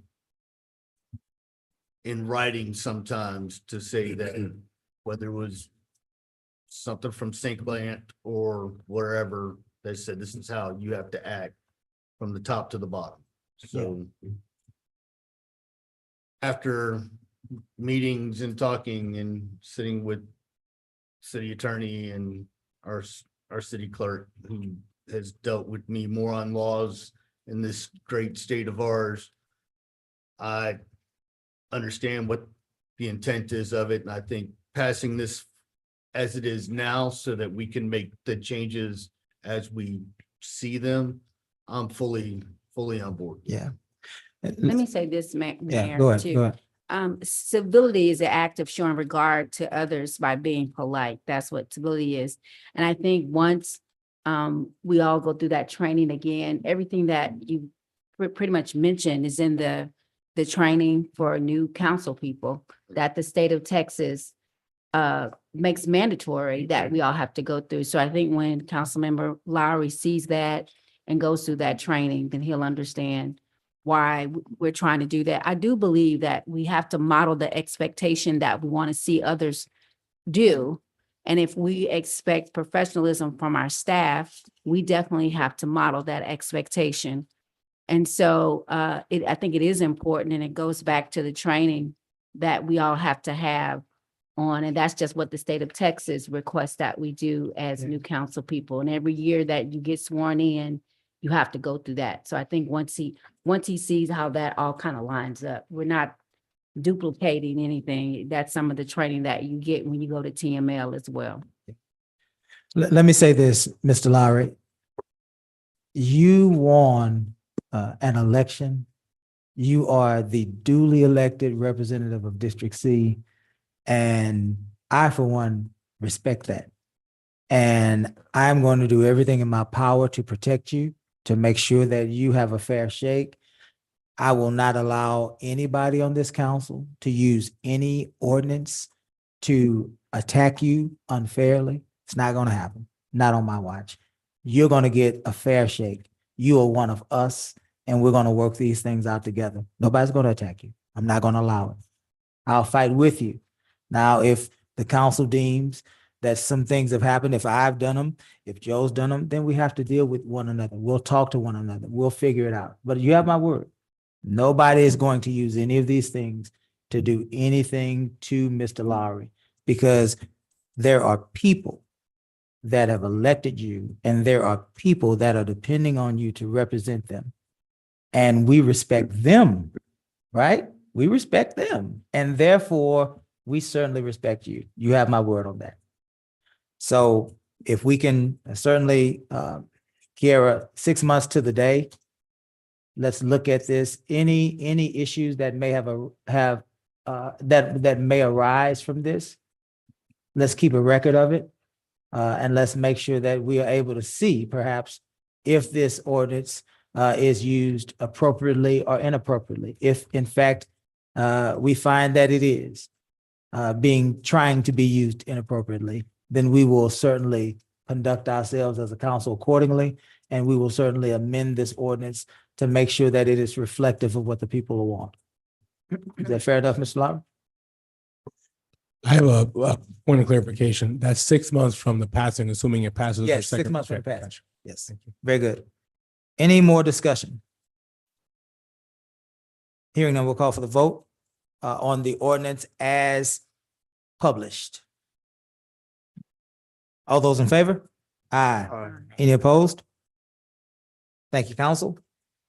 We are now on item, is that, well, we're now on the we're on a contingency plan. The water. The water. 6.2, proposed ordinance adopting the 2024. Hold on, before we move, this is gonna be ordinance number 2024-0008. 2024-0008. 08. 0008. Okay, 3 zeros. thank you, ma'am. Proposed ordinance adopting the 2024 drought contingency plan for the city of Lamarque, Texas. I will entertain a motion. So move. Is there a second? Second. Let's discuss. Who has discussion? Hearing none, we'll call. Who's, I didn't see Rick, that's why who's gonna be? Rick is. Rick is out of the office, so we can handle that in his absence. Oh, he's online? He is available online, though. Oh, okay. All right, just quick, just clarification. Section 6, critical customers. The city has no dominant critical customers with the exception of the school system and daycare facilities. The city does not know of any customer who is water dependent for life support or medical reasons that live within the city. Has the city ever put out a call for that? Just like the Public Utility Commission does. I have one filled out when my mom was alive, right? That was crucial to have electric service stuff. So have we actually asked the question? Rick, do you have I don't know your news. No, that's so I fine. don't- That's fine. We're all new. I'll just leave it. I don't need an answer now. I'm just, Okay. making the comment that Sure. if we don't, then we probably should have some sort of methodology there. What we do each year, it's just part of our hurricane response is we do ask for a refreshment of any of our vulnerable population registry, our actual VPR, for anybody that needs to be in that Maybe case. my suggestion on your connection for water service, you have that as a question, right? Okay. Is there crucial? Yeah. What is the average temperature? Oh, just a quick question. A lot of this on the triggers for the water shortage conditions are based upon average daily water consumption. What is our average daily water consumption? I could look that up and get you an answer. Well, but once again, I would like to know what, because those are the triggers. I have that it's around 5,400, 5,500. It moves around a little bit, sir. And the purpose of water, it says with these is, and I brought this up when we were negotiating the contract with Gulf Coast. We have language that actually states in there that our water cannot be commercially marketed. And yet we have our water being commercially marketed over at Walmart at the water mill, whatever it's called, water thing over there. And so I see that consistency. It was also something that I saw in here talking about that there's no commercial uses. Whoa, Joe, There's language when we were negotiating the additional water requirements, Yeah. usage. no, I wanted to get some clarity. You said where now? There was a. water- There's a water Dispenser. dispenser, right? Over Like there. you mean a standalone? Yeah. Yeah. And then inside the Walmart, they're also selling water as well too. So and it's all connected. It's coming from city water. And Yeah, then we there's can electric. definitely look at that in relation to the water authority contract. We'll get back to you. I'm just. those Okay, are the- okay. So that's like a kiosk, right? Where you can put the Yeah. 1 or 5 gallon jugs in and Exactly. filling So your, just- yeah. They're getting our water, but Yeah, I got you. They they're purify it. inconsistent with the agreement. That's And they all I could have. be from Santa Fe or Texas City. Yeah. Yeah. As long as that's the- there's a food market. What else did you have, Joe? That's all. That was Okay. my question. Thanks. Any further discussion? Is that giving you enough heartburn, Joe, to stop tonight? or Oh, no. You good? Okay, No, no, okay. no. Any No, further we- discussion? I know we need to submit this. Did we have a motion in a second here? Okay. Hearing no further discussion, we will call for the vote. All those in favor? Aye. Any opposed? All right, item 6.3, appointing associate judge. Council, we have been working on appointing an associate judge. Kiera has so kindly provided for an opportunity to enter executive session to deliberate further before naming a judge. Mr. Lowry, I don't know if you had a chance to look at any of the. I'm sorry. Let's council without objection, let's get as best we can get Mr. Lowry up to speed in an executive session so that it's fair for him to at least have some information.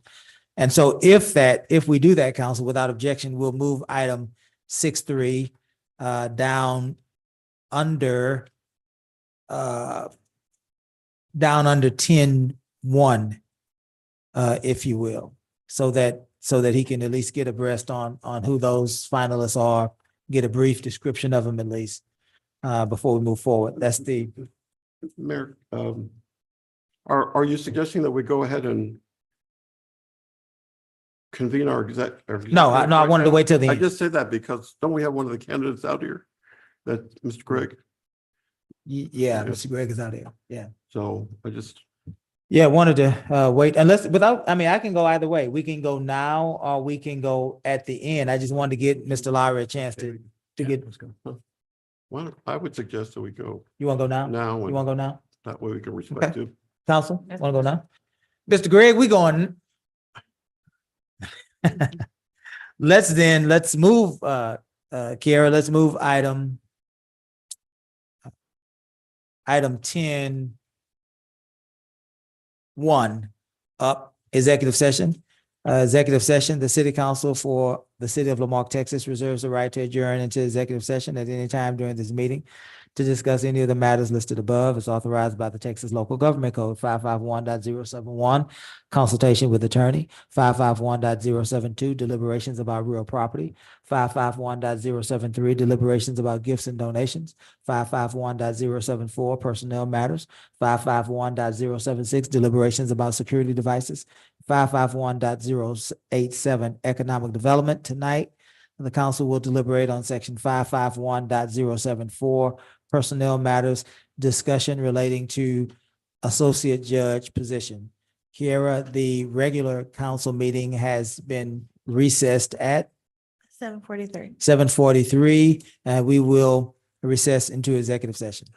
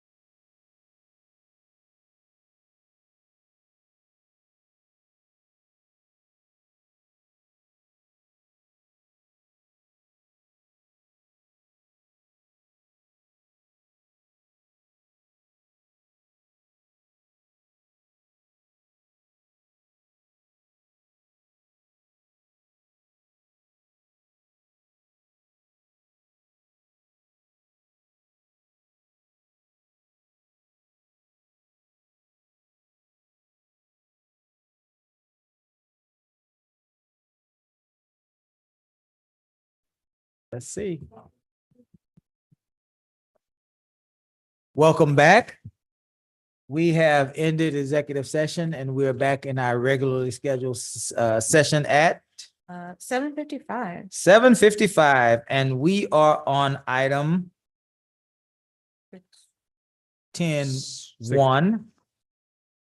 Discussion relating to associate judge. Is there any discussion? No, wait, sorry, we're on 6, because that's the executive, 10 is executive, so we're gonna go back up. 6-3. to Yeah, 6. but we are out of, I got what you're saying. I just caught what you're saying. That was inside. Yeah, you got me on that one. Let's, thank you for that, Kara. Let's go back now to 6-3. Item 10-1 was the executive session. Now we're at 6-3. Appointing an associate judge. And so council, I will entertain a motion at this time. Mayor, if you permit me, I'll say first of all, we had outstanding candidates. I think it represents, once again, our growth as a city. And at this time, I'd like to move that we appoint Mr. Greg III as our primary alternate judge and Ms. Gonzalez as a secondary alternate. Okay. Greg III. Right, you are the third, right? Yeah, I remember. No, all of you. What's his first name, Jeff? Dick. Dick Greg. Or Richard. And then what's Mrs. Gonzalez's first name? Samantha Gonzalez. Mr. Compion has made a motion that Mr. Dick Gregg III be our primary alternate judge and Mrs. Samantha Gonzalez be the secondary alternate judge. Is there a second? Second. Let's let Mr. Lowry second that All one. right. Any further discussion? Any further discussion? Hearing none, we'll call for the vote. All those in favor? Aye. Any opposed? Congratulations, Thank you. Mr. Gregg. Welcome aboard. Absolutely. Would you like to? I'm just kidding. 6-4 and 6-5 will be removed from our agenda tonight, council. Linebarger communicated with us that they have work to do on the language that was presented to us tonight, as well as I would like for our team, our city clerk and our attorney to make sure that our language is appropriate on these items as well. Item 7.2, proposed resolution authorizing application submission, Bureau of Justice Assistance fiscal year 24 Rural and Small Department Violent Crime Reduction Program, O-BJA -2024-172045. Chief Argon.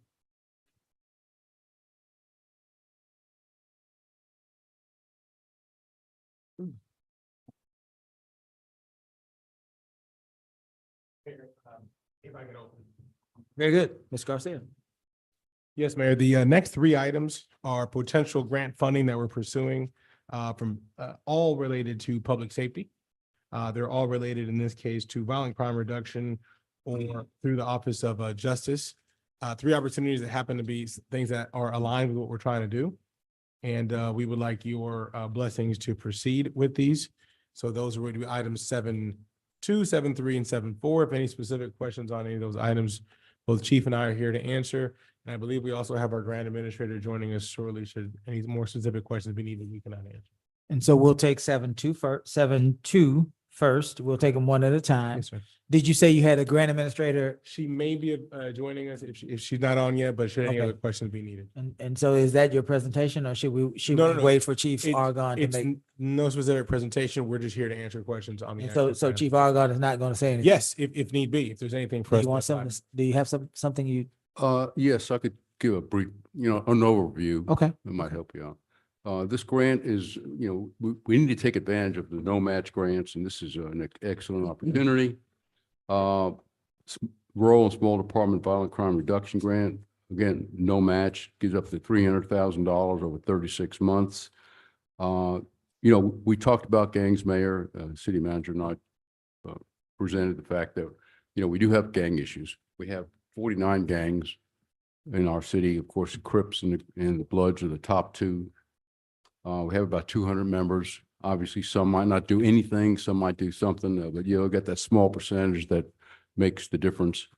So we do need to have some attention on the gang issues. We have 4 officers, Lieutenant Gandy's kind of running it, but we really need somebody to devote their time and energy to be in charge.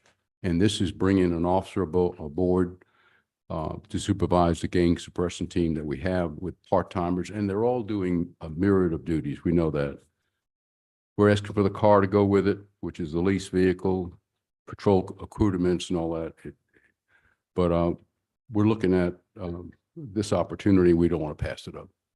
So this came out, and I know we got an array of an array of grants, but we want to take advantage of it. We're growing all the issues that we have with crime. We got the opportunity, and we're just on our knees to make sure we get this. Okay. Thank you, Chief. Council, do we have any questions for Chief Argon on item 7.2? Any questions on item 7.2? Do we have any of the statistics to show why we need the grants? As far as, What 200 statistics are you basing this? Oh, our crime is high. We know that. It's not unquestionably high. Obviously, we're doing some good things. It's helping us. We are the highest crime rate in the county, and we've been there. Things are getting better. It is going down. We need every possible resource we can acquire. This gang person would definitely help us to run the team on a full-time basis. Just an example. I called the other day, Lake City, so the city manager and I have talked about, citizens on patrol, and it sounds great. They have two cars. Houston's got probably 15 cars with citizens on patrol. But when I talked to Lake City to get their information on it, they have 2 full-time officers. That's all they do. They have, one's got over 15 years service. He handles all the civilian functions that involve things such as citizens on patrol. He has a list, and that's all they do.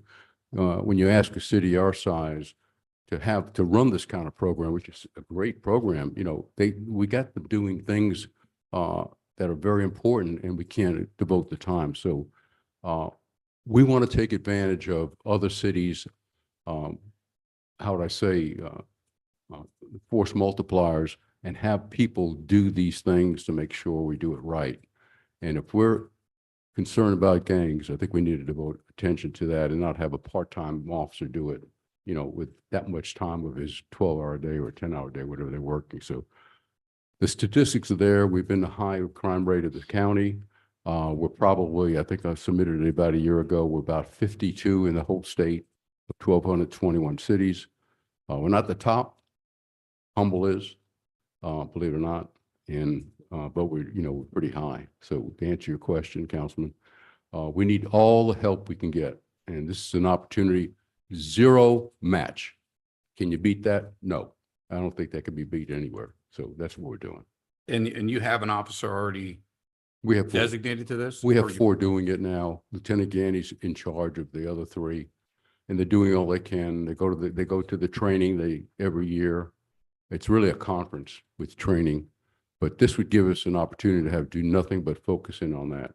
And my staff recommends it, and that's why we put in for it. Councilman, this is an opportunity. Right now, it's being done, to answer your question, by committee. It is being done by a group of folks. This will give us a designated person. We know that the way we can multiply our forces is by adding to our force. And there's an opportunity to do so at no match. More importantly, in the past, we've asked for these grants and only asked for the officer. The difference this time is we're asking for everything. And again, just because we asked doesn't mean we're going to get it, but here we're asking for the vehicle, any supplies, uniforms, whatever is needed to outfit the officer to do so, and also to give a much more directed approach towards the activities that we want. There's been significant gains, nowhere near we want to be. We do balance out between Kemah, Galveston, and us as far as who has the highest crime rate in the county, and we kind of take turns as to who it's going to be each year. Unfortunately, we want to make sure that we're not the worst anymore. And we want to do whatever efforts we can to change that. Did you say Kemah? Kemah, actually, Kemah, believe it or not, is, and correct me if I'm wrong, Chief, it's always between us, Galveston, and Kemah as to who's got the worst in the county. it flip-flopped one year, I think it was 2 years ago. Kima was number one, we were number two, and we went back to being number one. So, and why Kima? Probably It's- the boardwalk. Well, Probably, it's, yeah, yeah. you know, it's got about 1,000 population, but they have, you know, a lot of larcenies. Yeah, sure. From sure. I see. small larcenies, but you know, as far as that, and you know, I told Alice, who's helping us write these grants, and she's been really successful. We got over $1 million over the last couple of years. The thing that gets you grants is when you show that you're doing something. Mhm. We have a high crime rate. We're not arguing at that point. But number two, we're doing something about it. And number three, we tell them we're needing help to get there. So that's why we've been successful. Those three things. We've got a high crime rate. We're doing something about it. They see we're doing something about it, the grant assessors. And number three, we're saying, hey, help us because we want to do even better. And that's why I think we've been successful. And all these three, that same equation is being presented. I told Alice to please put that in there. She agreed it's a good idea. So when you ask for a no match grant, and it's incredible that things you can get out of it. And but you And have this to keep person has trying. been successful with the grants previously? What's that? This person has been successful with the grants previously? Oh, yeah. Well, she's been with us. She's got the COPS grant of $750K. She's got the other one with the crime analyst for $300K. And they're both incredible grants, and it's helping us. So this is where we're trying this one. Wow. Okay. Chief, just quickly, what's the amount? Doesn't have a grant amount. Of $300K per person, per agency. Oh, it's 300. Okay, No match and. no match. All right, Right. very good. So here's where and this is not necessarily a ongoing question as much as this is a Garcia question. So I assume this grant will cover 3 years of work. Correct. And so we would hire a police officer and promote through somehow, or maybe hire a police officer and designate that person. Correct. Either or. So what happens in 3 years? Will we then be fiscally responsible for that officer? We would then For one become- fiscal year after that, generally. For at That's least one typical. fiscal year. Similar to the cops grant, when we got to 6 officers, we made the commitment. I think with those, it was 3 years after, since it's over a 3 year. And this is how long? This is a 3-year grant. Both of them are 3 years? Well, this is not, the grant's asking for anything we want. It's not like the COPS grant. And those that are dealing specifically Officer with people, specific. you've got to keep that person or that number for at least one fiscal year. This wouldn't be the same. This is we're asking for a person, human, an officer. So I don't think this is going to be that requirement, you know. So at the end of 3 years, when the grant funding is all expended, Right. if we are not in the position fiscally to continue to employ this person that will be employed because of this grant, could we just then, through attrition perhaps, lose that position? You could, unless a decision is made to fiscally keep it. Yes, Mayor. That would be, that would be the council's decision during budget. Because this is going to be my theme over these next three line items. Right. Forgive me, Gus. One of these line items has 8 officers for a COPS grant, which is a great idea. But back to you, Caesar, and perhaps even to Ms. Turner, how will we then finance these officers or these positions after the grant is over? That's the theme that I'm going to have tonight. Right. And I hope that you have an answer for me. Certainly. And so do you want to start with this? Certainly. Go. We could start with this one. The thought process would be, Mayor, that 3 years from now, when we're done with the first round, is the city would be at a growth substantiated to fiscally maintain it. We are cognizant of that. We also know that with more growth, both on the business corridor side and our residential side, we know that within the next 3 years, we could be hovering at around 25,000 residents within the next 3 to 5 years. As our growth continues, we still have homes being built almost daily. So we feel much more confident in that sense at that time. And we do have the liberty to take that approach then. We are in year 2 of the COPS grant, so they're going to be staggered. That's why we did not apply last year or even the year before. We applied in 22, effective 23. So we're staggering them out. Right. And we feel comfortable and confident in that with the growth. Also, our rule of thumb is that to make sure that we have at least 2 officers for every 1,000 residents sworn. We're currently ahead of that schedule thanks to the COPS grant, but quickly as the population continues to grow, we're soon going to have to add more officers to keep in line with that state recommendation of 1 officer per 2,000 residents, or excuse me, 2 officers for every 1,000 residents. Thank you. Last question. Yeah. When this is done, I want to make sure, when this grant cycle is done, if we are awarded, if we had to, because I'm concerned about our fiscal viability and our fiscal health, if we had to, we would be able to, through attrition perhaps, lose this position.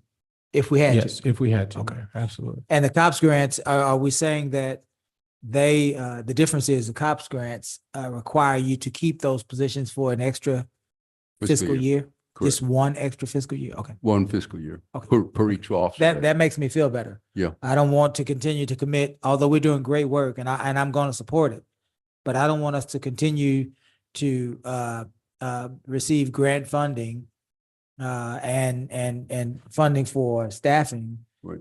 And then 3, 4, 5 years down the line, our budget can't keep up with these personnel.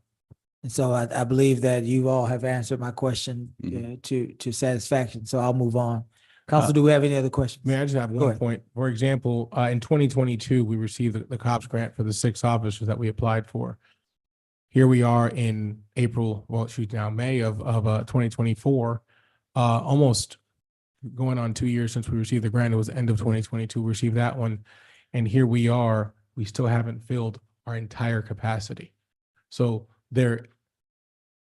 long story short, it's going to take us time to fill the positions anyway, should that occur. So if that gives you a sense of comfort, we went from being 13 down to now, if you look at the plus minus, we're actually a +4 with 1, I believe, starting next week. So we'll be -1 from the total number. So it takes a while to fill the positions anyways. And usually because of attrition, there's always rollover. So that's something that we have to account for as well. Very good. Council, do we have any more questions for Mr. Argon, Mr. Garcia, or even Ms. Turner as it relates to the budget? Hearing none, Carrie, did we get a motion in a second? I will entertain a motion on 7-2. To approve. Is there a second? Second. Any further discussion? Hearing none, I'll call for the vote. All those in favor? Any opposed? 7-3. Before you move on, this is going to be resolution 2024-0028. And I know we didn't state it earlier, but the canvassing of the election was 2024-0027. 27. Thank you, Pierre. 7-3, proposed resolution authorizing application submission BJA fiscal year 24, Office of Justice Programs, Community-Based Violence Intervention and Prevention Initiative, site-based. Is this you, Mr. Garcia, or? Yes, I'll take the lead on this one. Similar to the previous grant, this one's a little bit different. We are asking for a crime suppression unit to be held, to be a totally separate activity we want to have. It's been asked for us to make sure that we are aggressive in that sense. The bigger part of this grant right now, if you look down below, is item 2. That shows the fact that we are trying to replace our police vehicles. This grant qualifies for that. We have total of 27, correct me if I'm wrong, vehicles in our fleet for roving police use. And currently we have ordered 14, but we're about 13 short as of right now for what we need in the need of rotation now. That's the bulk of this that we're asking for. As you know, right now our vehicles are, I want to not use the sense, but basically they're just running hot. So when the shift is over, the next shift comes up and they're literally switching cars. We have a grave need to get this done. We've identified some grant funding that will allow us to do this, and it will pay for this service. And we ask that you consider that, and we'll here to entertain any questions. Any questions for Mr. Garcia and Mr. Aragon on item 7-3? 7-3. Looking at what's actually written in the agenda items on that I can pull up here. They look exactly the same. So are we? This is 3. That's 2. Second.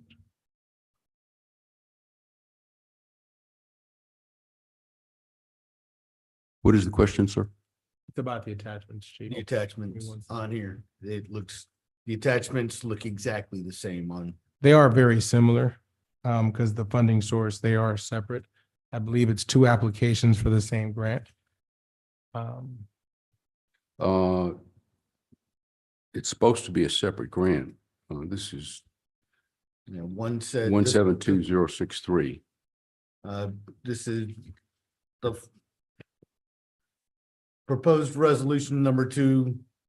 Resolution City Council, City of Marque designated application for grant submission signatory for a contract documentation pertaining to BJA FY 24 Rural Small Department Violent Crime Reduction Program.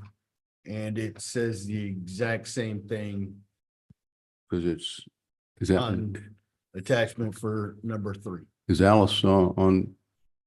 Not sure if she's on or not. The grant identifier is different. Yeah, James. it's, It's we could, 17-2045 on the one we just approved, and on 7-3 is 17-2063. they're almost the sound, the nomenclature is almost the same, but they're really not. From what because we had, Alice and I got confused on that initially.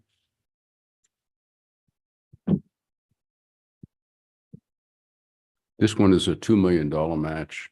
I mean, $2 million no match. The other one is 300,000.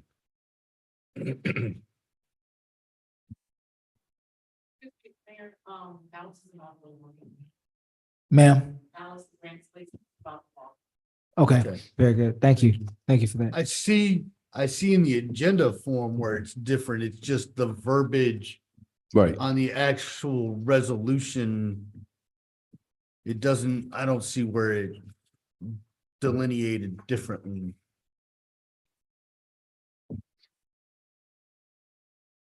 Two and 3? Between 2 and 3 is a question. Yeah, the BJA numbers are different. And that's kind of illuminated the fact that they are different. BJ, they both have BJ FY. They're both, because they're both the same funding cycle. The same funding. It is the same funder. Fund. Mhm. Same. The same funding source? They are through the Office of Justice, yes. You good? The agenda form is different. It's just the wording in the Right. actual resolution that the mayor would sign. We may have gotten it, Alice. Excuse us just one second while we just get this figured Okay. out. The question is between items 7.2 and 7.3, the backup and coordination, they're very similar. I know I had the same question. I'm just trying to look at my notes to see the differentiating factor. Ms. Sorry. Bass? Hi, it looks like, since the funding source is the same, it looks like we just didn't identify, the last, I'm not sure what these numbers. These Q numbers that Yes, identify so them if separately. y'all would like, you can make an amendment when you pass it for us to add it to the resolution, so that way we can identify them in the future. What is If you the, would like. what's the deadline for this grant? It's Both of them are this coming one up. is May 30th, Mayor.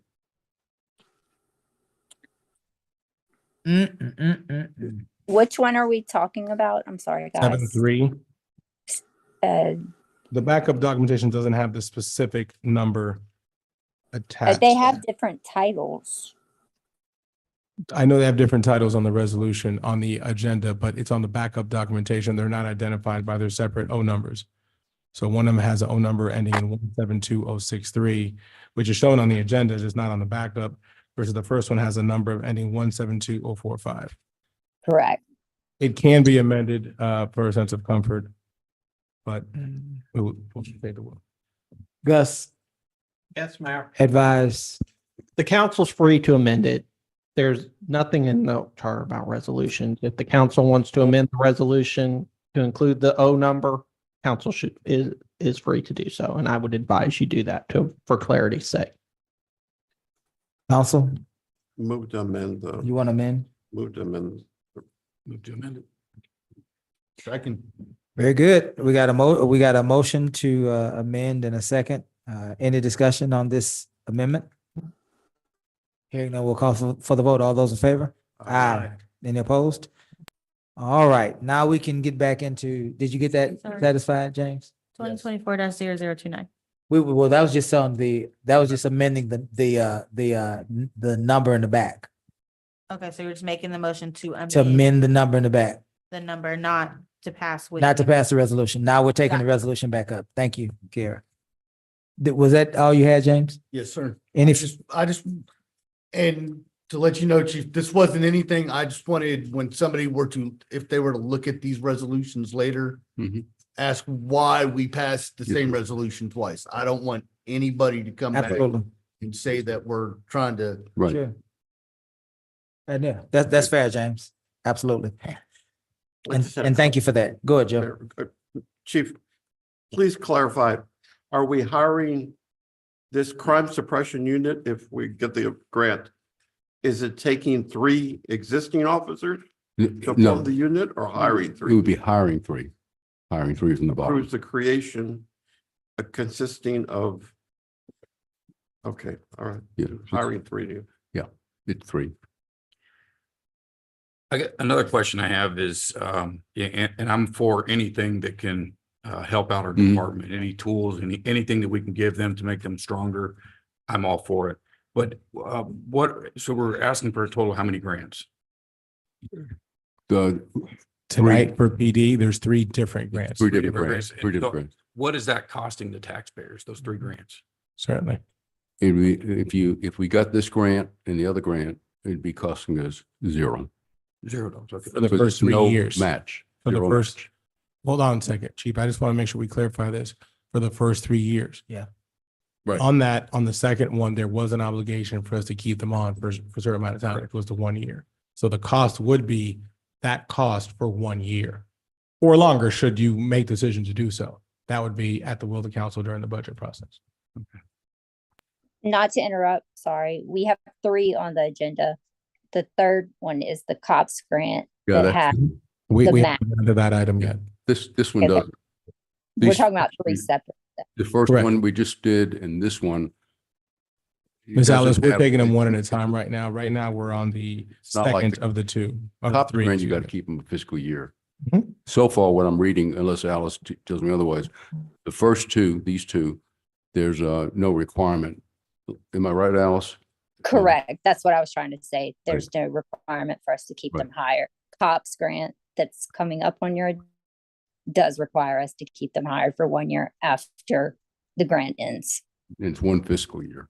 Oh, So basically, Chief, you're also trying to be preventive, sounds like as well, because of the impending growth that's coming as well, because we have the music arena that'll be open in spring 2025. And also with the boardwalk coming. So are these grants also in preparation for that growth as well? Oh, yes.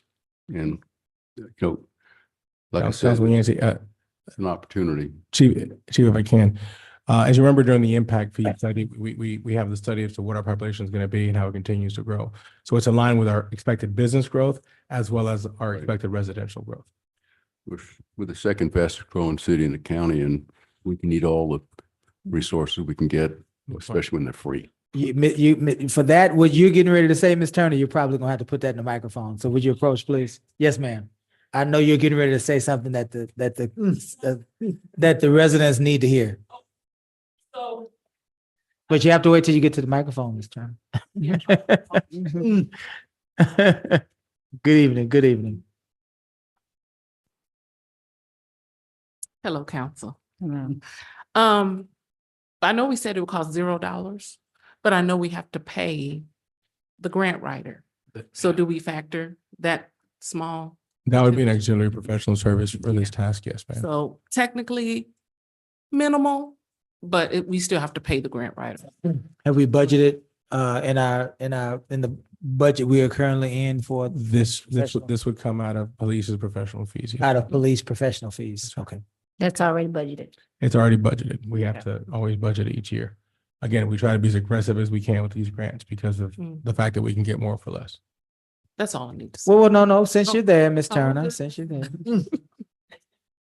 I am, and Yes. perhaps my friends are here tonight, perhaps are just as concerned about our ability beyond these grants, beyond the life of these grants, to provide for these positions from our own budget. Are you confident that as we move forward, that we would be able to continue to maintain this level of police support in the form of these positions from our own? Piggybacking on what city manager stated about the city growth and overtime, I would say yes. Okay, thank you. Any further, well, I had some questions. Did everyone get a chance to ask their questions? Yes. So Chief, it looks like you are asking for, from this grant, 13 patrol vehicles? Right. Yes, sir. Hmm. Fully equipped, with the radio systems and body worn cameras. Okay. Um, Have we quantified a cost to maintain these patrol vehicles? They're lease vehicles. Lease vehicles, okay. And the only thing we have to provide we provide in the vehicles from our budget. Well, when you lease one, you get everything but the radio and the in-car camera system that we pay for. So we pay for the So- radio, We pay for the radio and the in-car camera. but it says down here that, But we need some anyway. We have about 9 or 10 Yeah. in-car camera systems that we need, and we need radios. All these items, we'd have to purchase them because we're in bit dire need of them now. Mhm. And we got an opportunity to get them on the federal dole. So if we can do that, that's why we're doing that at this point. so these are all included with the in-car radio systems and in-car camera systems. Last question. Creation of crime suppression unit. The first bullet point says personal patrol equipment, and I'm just curious, Sure. what is personal? That would be a unit of 3 officers that would work, and all it would mainly work would be directed patrols, hitting hotspots, drug hotspots, crime hotspots, making sure that they're suppressed, interdicted, or arrest made, and so forth. We just don't have that now. We have officers patrolling, but this team would be like the organized crime task force, but in our city. And that's So, all they would do. Mayor, just Right. to better ask the question, I think you were asking, what does that include? Right. That's their body worn camera equipment that they would carry on their person, uniform, what have you, anything that they Okay, need to do okay. their job besides their person. Thank you. What they wear. Correct. That's what your PPE is. Okay, thank you. Mayor, Go ahead, Joe. See, that is right. I'm sorry. I'm looking at this again. Picking up on what Keith was saying. Actually, this grant indicates that we're going to be hiring 16 new police officers if we're rewarded the grant. Is No, that accurate? no. No, just, Well, no, it says no, sir. this unit up here with 3, and then we have the safety team. So, Mayor Pro Tem, if I can, the problem is we have 45 sworn currently today Okay. with the cops grant. We have 45 sworn. We have been able, since the cars you guys ordered before COVID, I believe in 2019, we still have not received those cars. Here we are in 2024. Some of those cars have not been received. We've gone through great measures. We have 14 that are being outfitted today. That still leaves 31, math, yes, 31 that we still need to replace. Mhm. We're not able to replace all of them at this time. What this grant allows us to do is to replace 13 of those 31. And we want to stagger these out because we know it takes, 1, it takes time, and 2, we don't want it to be a big budget cost. This allows us to handle a few of those out of the way now. correct. So this reference to 13 provision additional resources to outfit 13. This 13 community policing officers refers to those officers that we already have. Correct. All right. Yeah, it's not adding the It's not- 13 on this. But this is Right. only 3 new ones. All right. Right. Not on this grant. Okay. All right. Thank you. Any further questions? Kara, where are we? We have made one motion that has passed to amend the resolution, but we have not approved the resolution yet. Did we make a motion to approve? No, sir. I will entertain a motion. No, that was for the mid. I will entertain a motion to approve item. Is that 7.3? 7.3. Yes. So moved. Is that second? I will second. Any further discussion? Hearing none, we'll call for the vote. All those in favor? Aye. Any opposed? 7.4, adopting resolution authorizing application submission for the Office of Community Oriented Policing Services fiscal year 24 cops hiring program, CHP. Mr. Garcia. Yes, Mayor. This one is to attain up to 8 community police officers. This is current, just like the one that we have now. We applied for this back in 22. We were able to be successful to hire 6 officers. This grant in particular is an opportunity to hire up to 8 more. Now, we say this all the time, just because we apply doesn't mean we're going to get them. These opportunities have come our way. This was one that there would be a cost associated with these.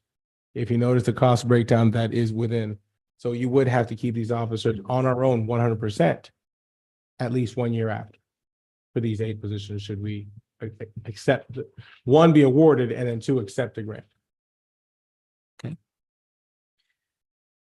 Council, do we have any questions for Mr. Garcia, Mr. Argon, is it Mrs. Teeler? No, it's Alice, Miss Alice Ashley. Actually, Ms. Alice? Is Alice, I'm here. Ms. Alice, is Alice your last name? Alice, no, it's Alice Ashley. I have 2 first Alice names. Ashley? Council, do we have any questions for Mrs. Ashley, Mr. Argon, or Mr. Garcia? So the grant amount is $1 million then? this one here, sir. Yes. It This, will, it's, go ahead, Alice. we're waiting to get the final numbers back from Christine because we'll be mid union negotiations in there. We usually take a 5% is an increase when it comes to coming up with their salary. So we have to take that number into account with the change of their fringe, and then that will give us our final amount. So Christine's working on that. So our impact is going to be what then? 250. But conceivably, but there's a range, is what I'm hearing. Right. Okay. And council, if you want to amend this to be less officers, more officers, we can do so at this time. We'll just do that accordingly. Again, Chief felt that this is what his needs were to get the force where he needs to get it and be ahead of the game 2-3 years in advance. Yeah.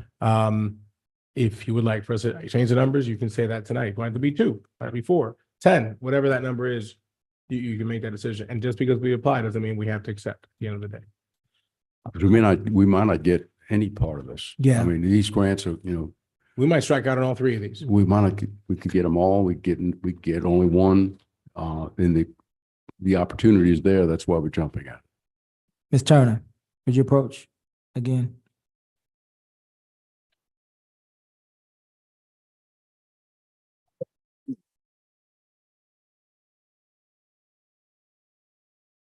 I hate to be so deliberate, but this is important. And so now we're up to 12 police officers potentially at an average of how much per year as far as salary and benefits?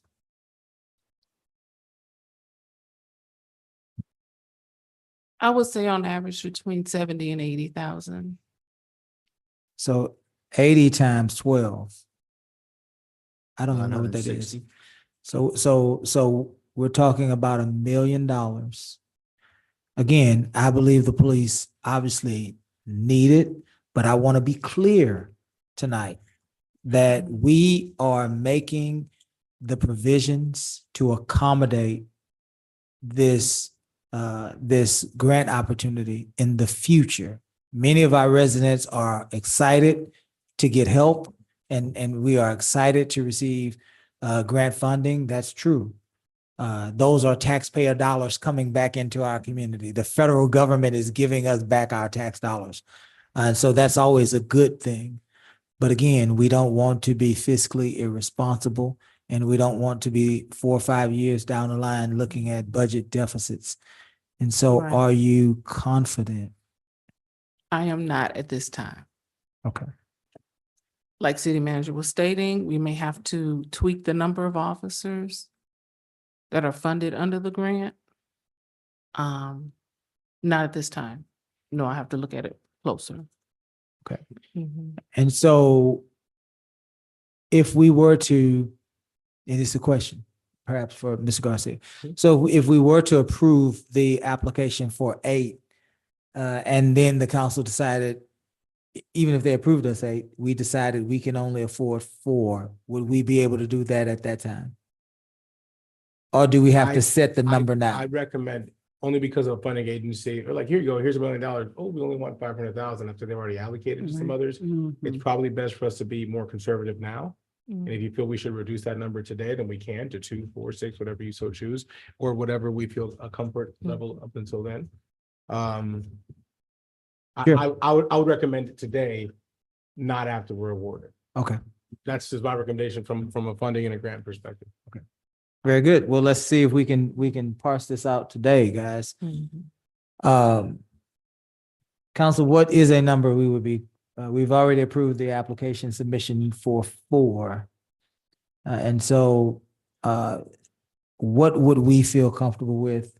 What would we like to ask Ms. Turner tonight? Is that number 4 additional? Is that number 2 additional? Is that number 6 additional? Yeah, what's our threshold of pain that we have for allowing for extra officers in our city right now? I mean, If I could just answer that, and I don't want to put Ms. Turner on the spot per se. It's hard to say concrete, hey, we're gonna be able to afford 2, we're gonna afford 10. Our projections might state, and I'm not trying to answer for Ms. Turner. That's fair. But just to make sure we understand that going in, I don't want to say, hey, we can afford 12 and we can only afford 8 or 2 or Yeah, 6, yeah, whatever that number is. yeah. So in fairness to that, I think if the projections keep going as they are, it's probably more fair the question of if that's what you're asking. Right. Right. So If the projections keep going the way that they are, right, that's fair. Is adding the amount of officers going to decrease the odds of the grant, getting the grant? I think we need to be more conservative. not necessarily, because we've been successful a couple years ago in getting the 6. So I don't think it'll hurt the chances. Again, understand that although these are different pots of money, they're still federal funds. So we're taking possibly, we might get funded out of this pocket, and this pocket. The chances of us getting realistically funded out of all 3 is slim to none, even though knock on wood, we've had pretty good success lately. I would recommend that we do apply, because I'd rather get 1 out of these 3 than none, realistically, without having a preference of 1. If you're gonna ask me today which one I prefer that we get today, I would tell you the one with the vehicles, because they're just running, obsolete. So that would be that preference, but I also know, again, that's from my perspective, from a bigger fiscal picture. But I know Chief's perspective and the team's perspective may be different because of how his operations are body-wise. Or is it the organized crime team, or is it the gang unit versus the others? We fit our needs, see how they would fit into some of the funding capacities, and then that's how we're attacking. Ms. Turner. That's a very kind of complicated question to answer, just cold like that. Sure. Until I dig in more to see actually how many we can, because there's many moving parts. Yeah. So the population of 25,000 with 2 officers per, what is that? that would be 50. That would be 50. And so we're at 45 now. 45 sworn today. Okay. And we've just added application for 4 more. So that puts us as 49. Would you be comfortable with an additional 3? According to projections, I don't want to put you on the spot. I'll Only be, thing I'd like to comment is there's no match on those first 4. Yeah, but at the end of the day, Mrs. Ashley, once the grant is over, we will have to take the responsibility to compensate these folks. And the discussion now is, what does this council, in conjunction with our staff, what do we believe we would reasonably be able to accommodate? We don't want to get to the end of this and be in debt or have our budget not balanced because we need $500,000 or $750,000 trying to provide for police staffing because of a grant. And so Yes, we're and trying to, all Yeah. I was saying, if we're not required to keep them on staff like we would be with this one. I get what you're saying. I understand totally what you're saying. Conservatively, Yes, 1 to 2. from this line item. Okay, that's fair. That's fair. Now, do those projections bring into in effect the new businesses that will be here and the new homes that will be added to the property rolls? Our current growth projections do. Okay. They don't, obviously, it's in time with how they happen, how they're developed. Right. But our current residential numbers, as far as the increase that we have, those are projections made through impact fees and development Right. and permits and Mhm. developable land. So that's what you're saying, an extra 1 or 2 One or based two on based that? on that. The business perspective, that could be hit or miss. Right. We could cross that bridge when we get there. What we're trying to do is reduce the financial burden on when these things happen. Like, Right. what is definitely predictable. Right. The rest, we know it's gonna happen, we think it's gonna happen, but are we gonna bet our mortgage on it? That's probably the question we need to ask. So if we did two, if we applied for two, then that would bring our total to 6. And then that would bring our total, right? 51 if we got all of them. If we got them all If over, we got- then that bring our total to 51. And you're saying if our population increases to 25,000, we would be right where we should Right be. about it. Okay. Okay. Council, do we have any heartburn on an additional 2? I think with her information, I think 2 is a good number. 2 is good. Joe? Yes. Great. Very good. I think we have a consensus. I will entertain a motion that we adopt a resolution authorizing the application for submission for Office of Community Oriented Policing's, and we limit that to 2 officers because, let's make sure that our police department hears this, because we are not sure as a council or as a community that we would be able to fiscally continue these officers' service so that we would not have to lay any officers off or through attrition lose any positions. This is a more comfortable number. I'll entertain that motion. So moved. Is there a second? Second. Any further discussion? Hearing none, we'll call for the vote. All those in favor? Aye. Any opposed? 7. Thank you, Chief Argon. Thank you, Ms. Turner. Thank you, Ms. Ashley. Thank you, No Mr. problem. Maxfield. Certainly. 7.5, proposed resolution denying CenterPoint Energy Houston's request to increase to its electric transmission and distribution rates and charges in the city of Lamarque, Texas. Would that be a Gus thing? Yes, this is Gus. 7.5, Gus. Yes, Mayor, the city council back in March did not or postponed the rate increase from CenterPoint. This is the transportation or the transmission and distribution charge, or short for TDU. The city, through its participation in the Gulf Coast Coalition of Cities, the consultants have reviewed it. And now the consultants are requesting that the city council deny the rate increase. It will then go to the PUC. This rate increase in the staff report, the city council can see. The rate increase that's being proposed is 6.6% or about $1.25 per month per customer bill. Thank you, Gus. Any questions for Gus for item 7.5? Are we gonna do the same thing with Texas, New Mexico? Just. If or, what I would say is that the CenterPoint and Texas, New Mexico file their rate cases at different times. I'm not aware of where Texas, New Mexico is, but what I will tell you is just in my time, we've come to y'all a number of times with these, so. I would assume yes. Basically, it's not a matter of if, it's a matter of when. Sounds. So tonight we're entertaining a vote to deny. Yes, ma'am. Okay. I will entertain that motion. So moved. The second? I second that one. Any discussion? Hearing no, we'll call. Just Go ahead, Joe. Gus, this is the city's reasonable rate case expenses, i.e. attorney's fees, shall be reimbursed by the company if, That's how these cases are handled. I know, yes. but if we're not successful, are we No, gonna be? no, that they are it's, the success is not necessarily. Is a factor, Yes, okay, yes, all right, yes, the way these are handled. thank you. Any further discussion? Hearing. No. Are you sure? Okay. Hearing no, we'll call for the vote. All those in favor? Aye. Any opposed? 7-6, leasing agreement, establishing an agreement between the city of Lamarque and Ignite Community School Mainland for the use of space for summer camp activities. Mr. Garcia. Yes, Mayor, thank you.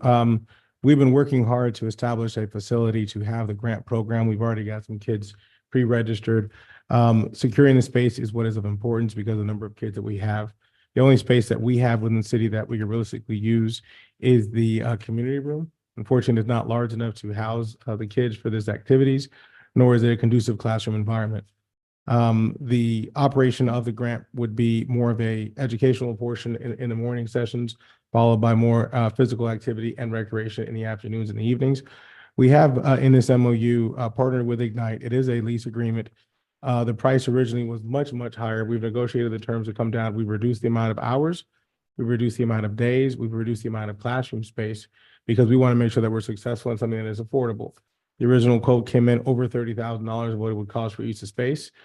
Through our partnership with a authorized nonprofit, a 501c3, and with those changes that we've made to our sample, we'll be able to use this space for a completed session of 22 actual classroom days in the summer.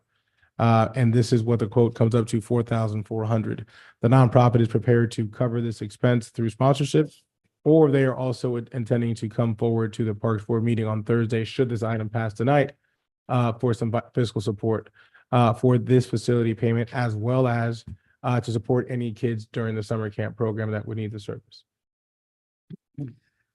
This would be a 6-week summer camp.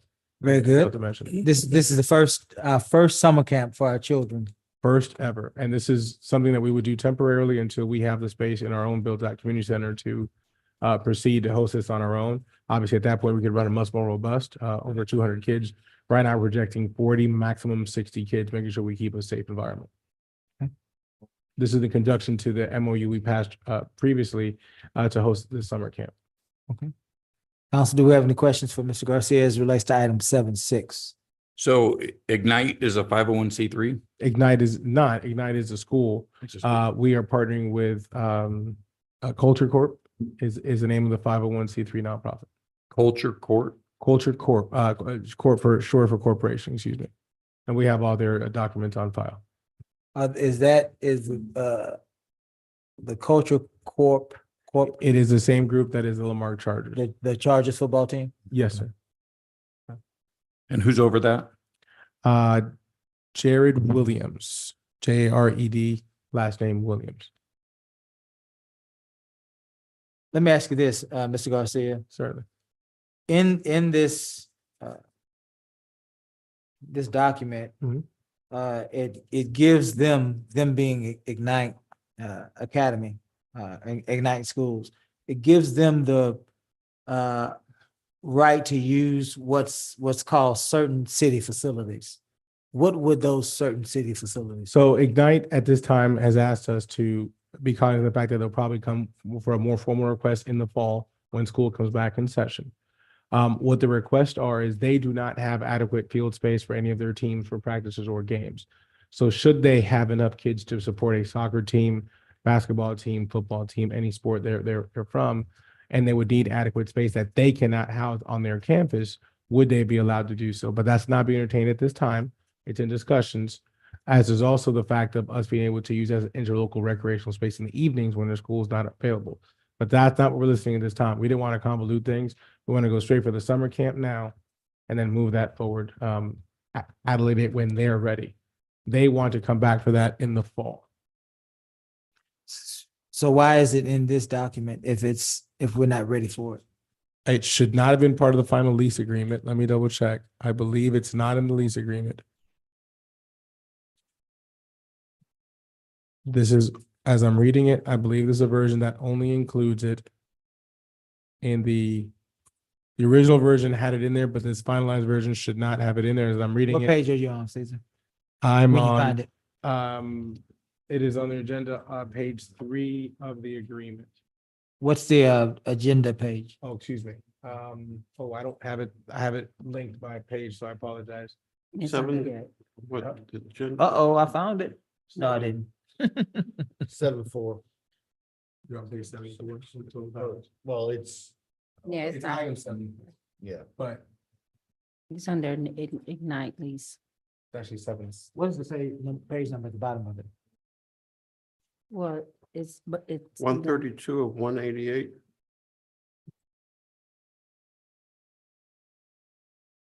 Okay, it's in the documentation and it's in the staff briefing, but you're saying it's not in the lease. Correct. I got you. I got you now. I got you. It's okay. It's okay. Okay. Well, that was my question. Any more questions? How did we, not we as in council, but we as in your staff, how did you come across the Culture Corp? The Culture Club approached us shortly after football season with the need because they knew that they had heard us say that we were trying to have a actual summer camp. Okay. We know that we don't have the wherewithal at this time today with our funding that we have to provide that in its entirety. One, we didn't have the staffing. Two, we didn't have the actual facilities to do so. So they offered and said, we already have the kids pre-registered through our football program. Two, we already have relationships with certain teachers and certain people who are already volunteers or teachers or programs that they offer after school assistance through their programs when they offer them. So they asked us to see if we were interested in partnering. We brought that MOU back to you. I want to say February or March. Don't quote me on that right now. We brought that back and said the next step would be for us to find an actual location to host it. We've looked at between the library and our community room as one option. We looked at Queen of Peace as another option, TCISD, Ignite, and then Abundant Life would be the other option that we would have. So those would be the 4 options for a location that we possibly have for this particular program. Originally, the talks with Queen of Peace did not progress much longer. TCISD was way too expensive and not able to accommodate. The next step has been Ignite. We have not approached Abundant Life yet. It's been really difficult to get this all done in the same part of the activities. And how much is this program going to cost us? Is right now, we have no financial commitment. So this 4,400 would have to be covered through the actual Culture Corp, through what they would charge the kids or what they're able to get sponsored. They are preparing a draft sponsorship package, but do not want to announce it until we have a facility we know we're going to have a camp. So this program is not going to cost us anything. The only commitment that we made was that we would assist them with some of our summer interns being Okay. attached to them. It's nothing more in addition to anything else. Some of our high school or college students working with the children. Correct. Gotcha. Correct. And very strict guidelines. as But how- whatever Culture Corp is raising, they're raising outside of city funds. With the only exception is that if this item passes tonight, they intend to come to Parks Board Thursday night to ask for their support in any which way out of their Parks donation account. Okay, okay. That's the only, because I Not, want to say yes. not taxpayer dollars, but out of a donation account. The Parks Okay, donation account is the consideration that's being made, okay. or the items being brought to them for them to consider Thursday night. Very good, very good. Any more questions, guys? For Mayor, Go ahead, Joe. I don't understand. You say city is signing this lease here. Mhm. And it says total rent 4,400. Correct. Who's paying that? Culture Corp is responsible for the payment. But that doesn't say that here. We did not sign a third-party agreement. The funds will be paid through whatever amount they raise. They will be charging registration fees up for whatever they're not sponsored. My understanding is also they would like to come to council to ask if any of you want to use any discretionary funds for that, but they didn't want to do that until this item was passed. I'm getting, this discretionary fund is getting out of control. Again. You know, that's not the intent. And that's why we. It's the council persons not. this- Understood, Yeah, yeah. Mayor Pro Tem. I just, what has been asked of what they were gonna do, I didn't want to make anything, any convoluted tonight. It doesn't matter if this doesn't pass. If it doesn't pass, we're in jeopardy of possibly not having a summer camp. Because we do not have a space to put it. We have to be a very, very reduced space because that community room can only safely hold 25 kids at the most. Well, no, so long as, sounds like what you're saying is it's their responsibility to raise the funds, whether, however they do it, outside of taxpayer dollars, property tax, Mhm. sales tax, Right. and things of that nature. They're gonna raise the funds, they're gonna provide for the rent. The only thing that we will be doing as a municipality is providing interns, right? And whatever assistance and programming through the library. That was part of that MOU. Okay, okay. That was part of the MOU. And signing a lease that commits to pay the 4,400. Yeah. That's what we're doing.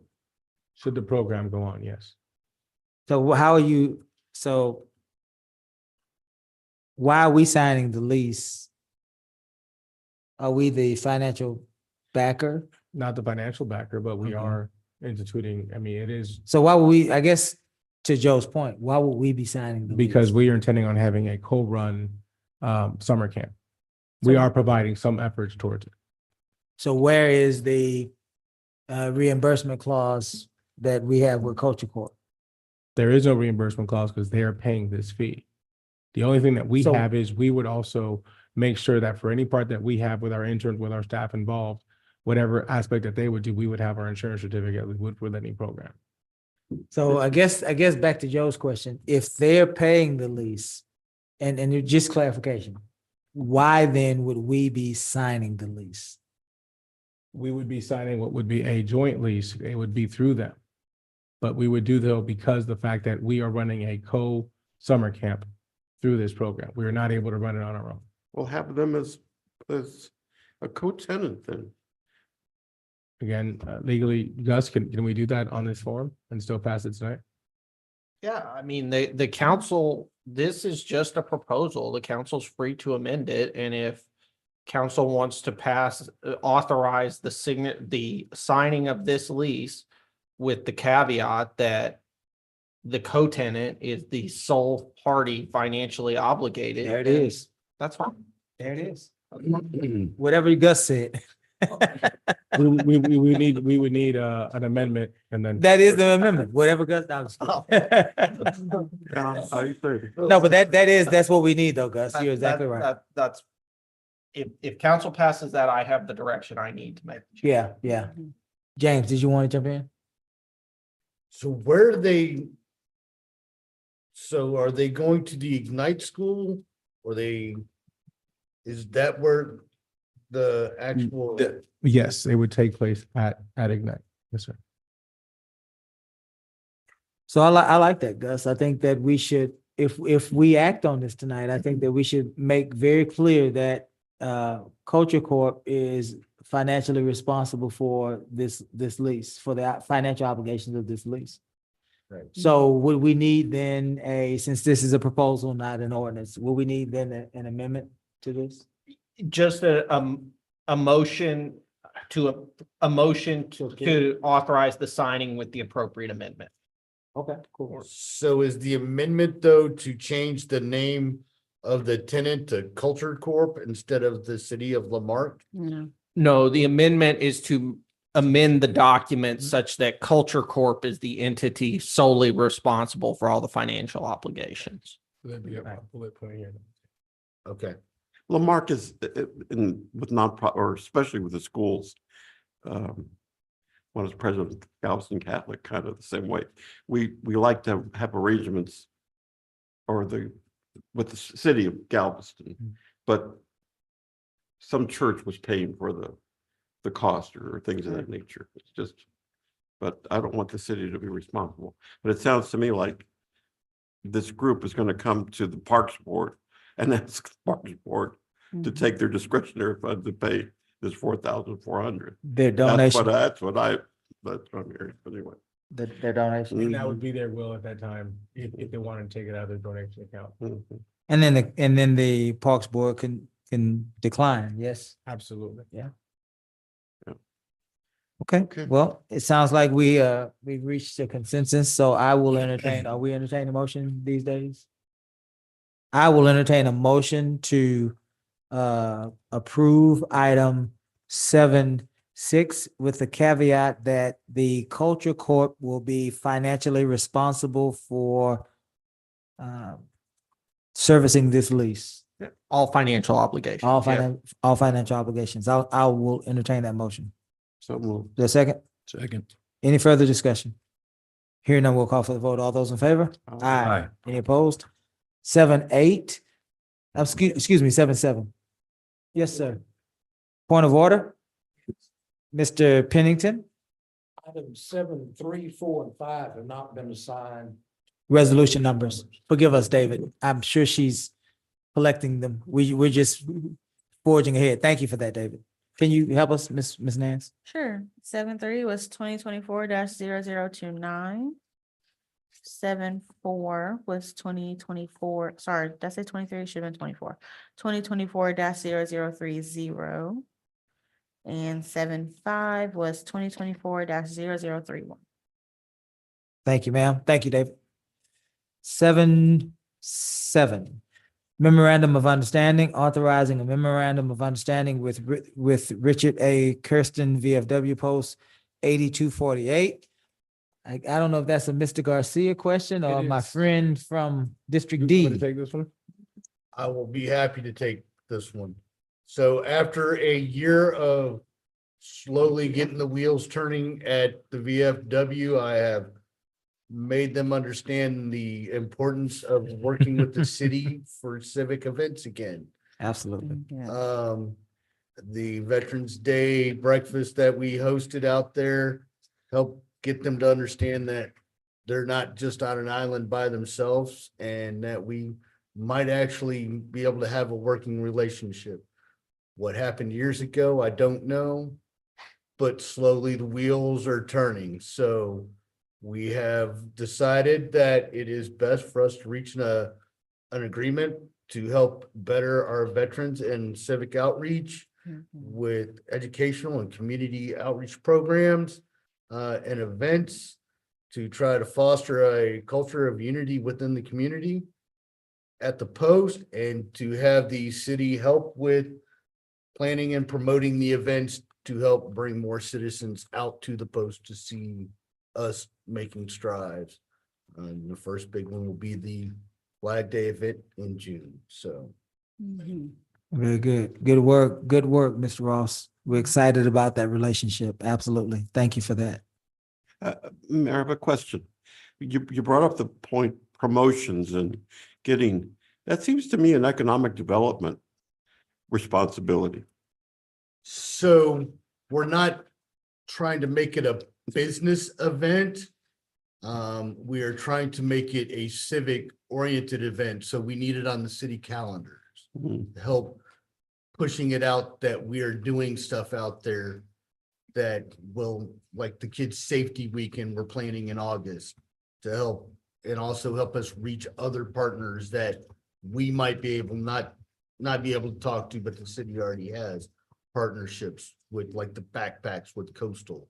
We would like to, since it's the beginning of August, right before school's gonna start, have school supplies sitting there, and maybe they can come and instead of doing it at Sam's Club, since we're already having a kid safety weekend, please come and join us in a partnership at the VFW post to help get us back into the community with the city again.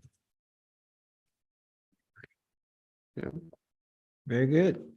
Any further questions for Mr. Ross on item 7.4? 7.7, I'm sorry. That is, so Gus, do I need to recuse myself since I helped write and do all this? You have a financial interest in this lease? I have no financial interest in the VFW. It is a national nonprofit organization. The only thing that makes money there is the cantina, and I have nothing to do with the cantina, except for every now and then having a beverage and then going home. So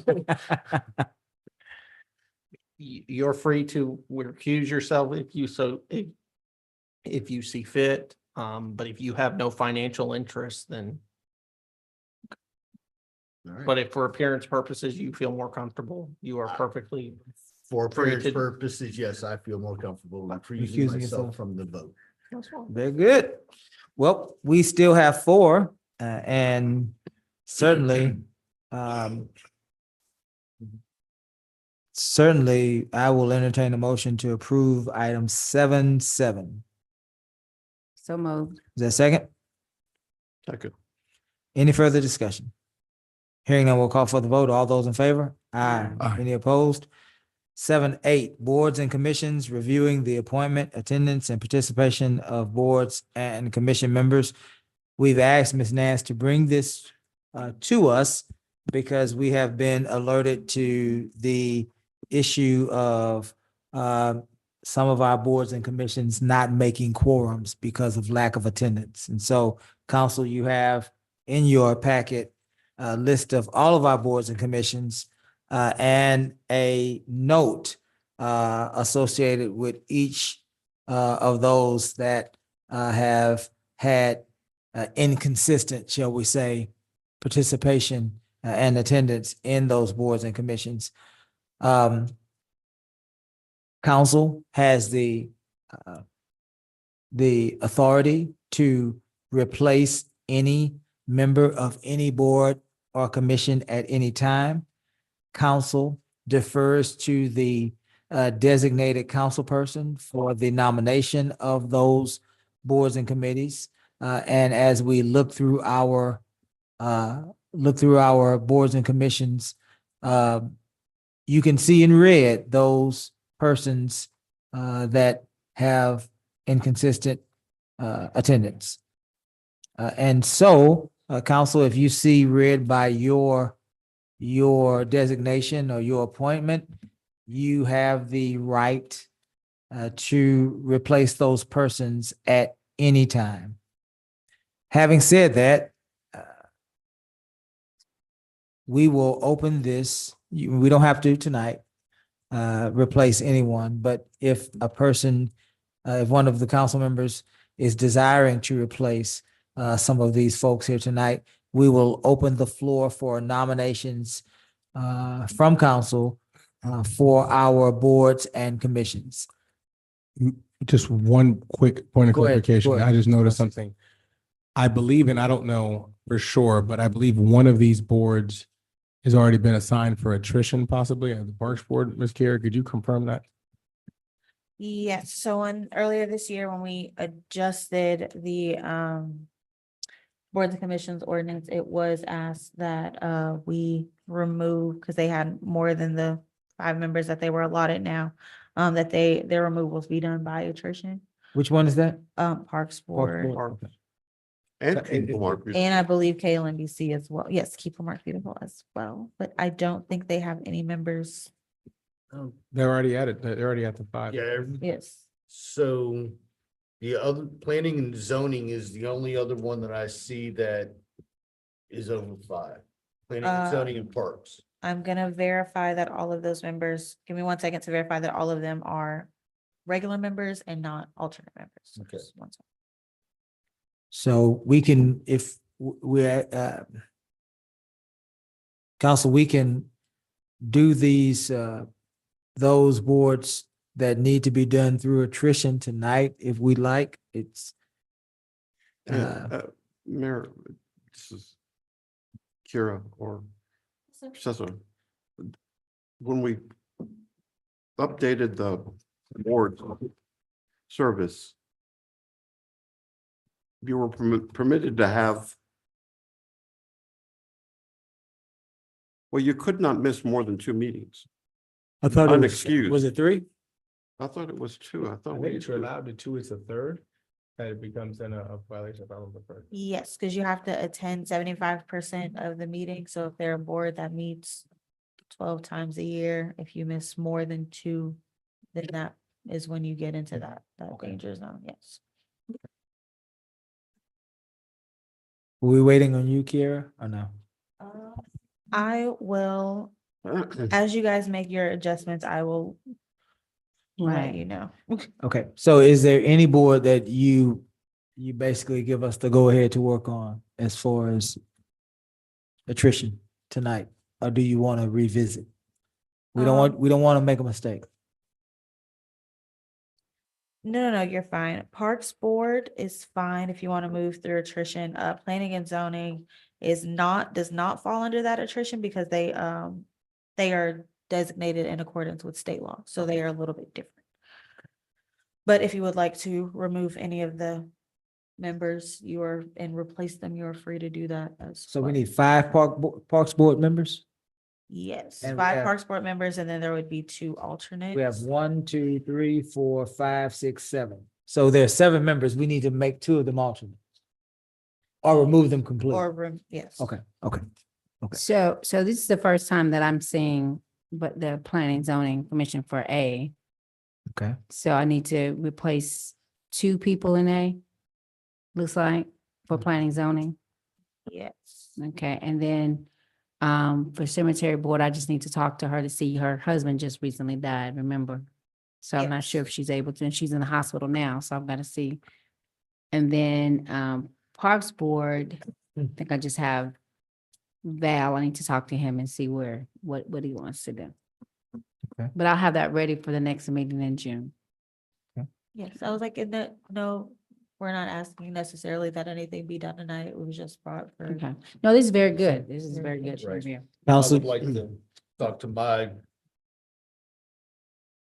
my committee members that need to be talked to and find out what's going on, why they're not. Yeah. So, but you said planning and zoning is the only board that, or is it the Parks Board that will stay over 5 members? Planning and zoning is the one that we're trying we're not gonna mess with that one. Okay. That's not, but to clarify that, planning and zoning, it's not a state requirement that they have 7 members. Well, currently. They have the 5 members with the two alternates.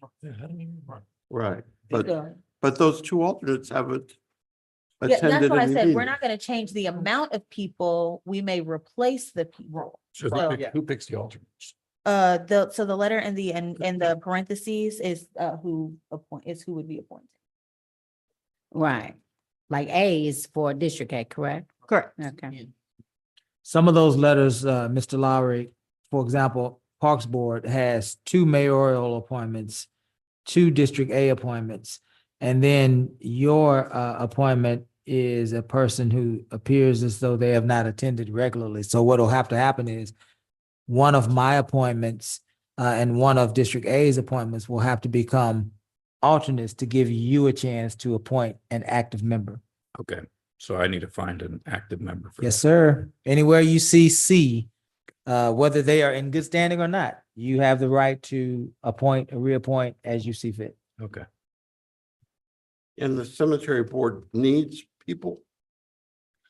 Yes, it looks like actually it doesn't show here, but the mayor will need to appoint somebody to that board, so that they would have 5 members. For some reason, historically, there was not It's been a mayor's seat. it has been a was very tough board to fill and to keep.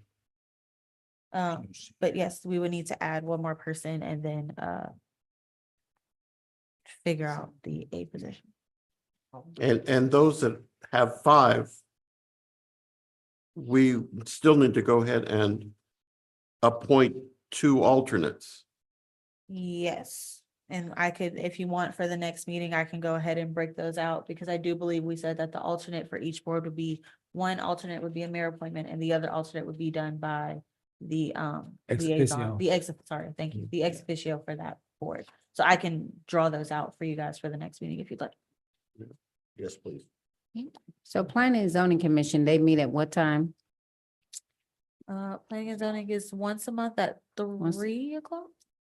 4:00. 4 4:00. o'clock. Yes, they're off. Did you explain to Mr. Lowry the different ex officio positions that we have? No, Does he sir. know that he's Mr. ex Lowry officio? and I will have his new council member orientation later on this week and we'll go over all of those things at that time. Your position is the ex officio member of the Planning and Zoning Committee. Good. And they're designated by council districts. So it sounds like, ladies and gentlemen, we want to wait until next meeting, so that we can wrap our head around the work we need to do with the appointees. Does that sound? Yes. I just would like to put on the record that the Buildings and Standards Committee is now in good standing. Well, Yeah. good for the Building and Standards Committee, and I assume for you as well. Yeah. Same shout out to Keep Lamarck Beautiful Yeah. Commission. Well, good for you too, Mr. Ross. All right, well, let's move past that one. We'll take no action. Can we have this on the next agenda, Ms. Nance? Yes. And now we're at what is that, 7-9? Budget calendar, approving the proposed budget calendar for the city council, budget meetings and public hearings. Caesar, I wanted you to explain to us, because normally we start budget, and I know the explanation, but just for the record. Normally we start our budget workshops in July, but what has historically happened to us is that we get in the midst of a budget workshop and the certified role changes. And so that can mean up or down. And so we end up having to start all over. And so you are attempting to adjust the calendar because Because we're waiting to make sure that we have accurate numbers, so we don't spin our wheels in the mud, but we are getting started ahead of time. Under Ms. Christine's auspice, we are making sure that we get all our numbers in ahead of time. We know we had our challenges last year with the software and so on and so forth. So we're trying to get a head start on that, as well as getting all our goals and things accomplished for the year. We will further go dig into that once we go through our council retreat. We make that decision as to what council priorities are, and we'll sit together and go staff priorities, council priorities, how do we mesh, how do we meet, what do we add, what do we include? Put them in some type of order, and then we spit together a draft of a budget that we're ready to compare once we have more accurate roles. any questions for Mr. Garcia as it relates to the budget calendar, the dates? Do we have a date and time for the council retreat yet?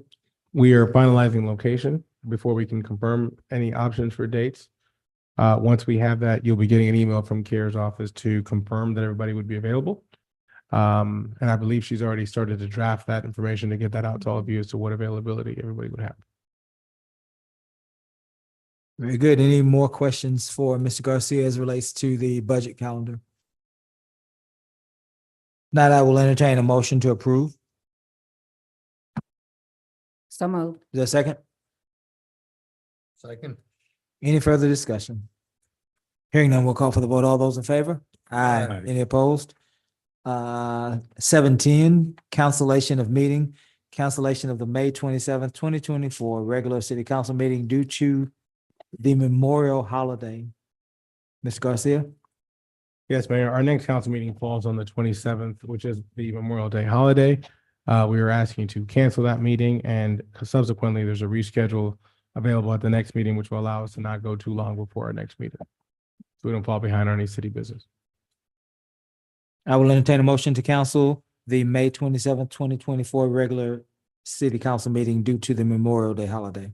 So moved. Is there a second? Second. Any further discussion? Hearing none, we'll call for the vote. All those in favor? Aye. Any opposed? 7-11, reschedule of meeting, rescheduling the June 10th, 2024 regular city council meeting to June 3rd, 2024. Mr. Garcia? Yes, Mayor, thank you.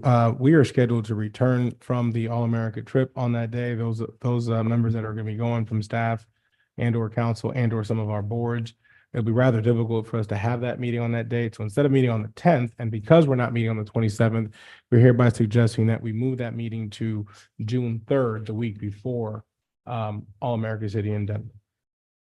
Any questions or discussion on item 7-11? Hearing none, I will entertain a motion to approve. So moved. Is there a second? Second. Any further discussion? Hearing none, we'll call for the vote. All those in favor? Aye. Any opposed?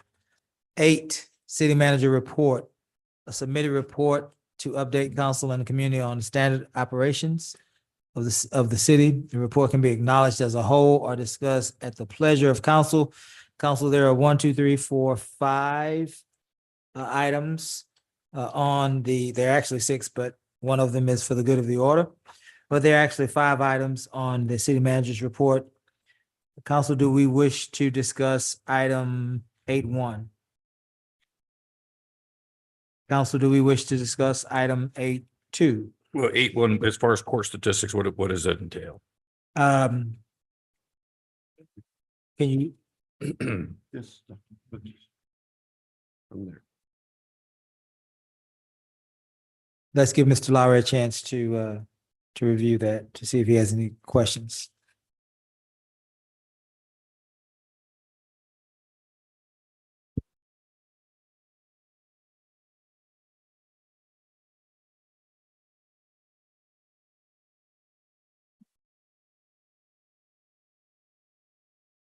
Gus, can you give us a brief overview of what the municipal court statistics should entail?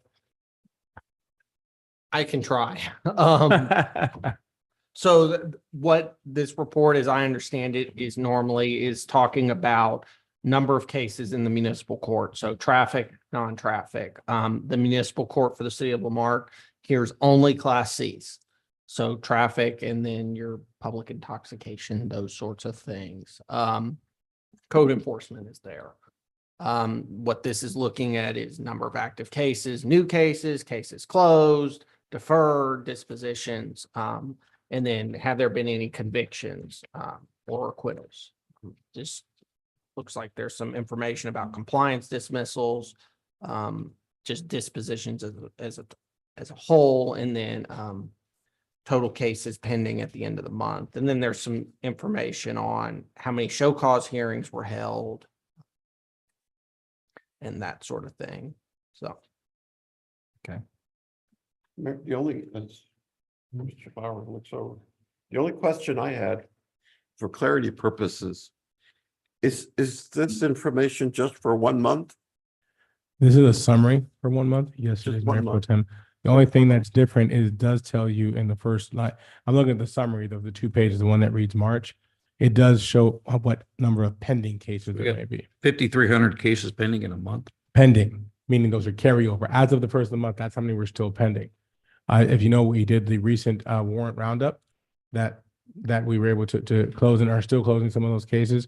A lot of these cases are also extremely old.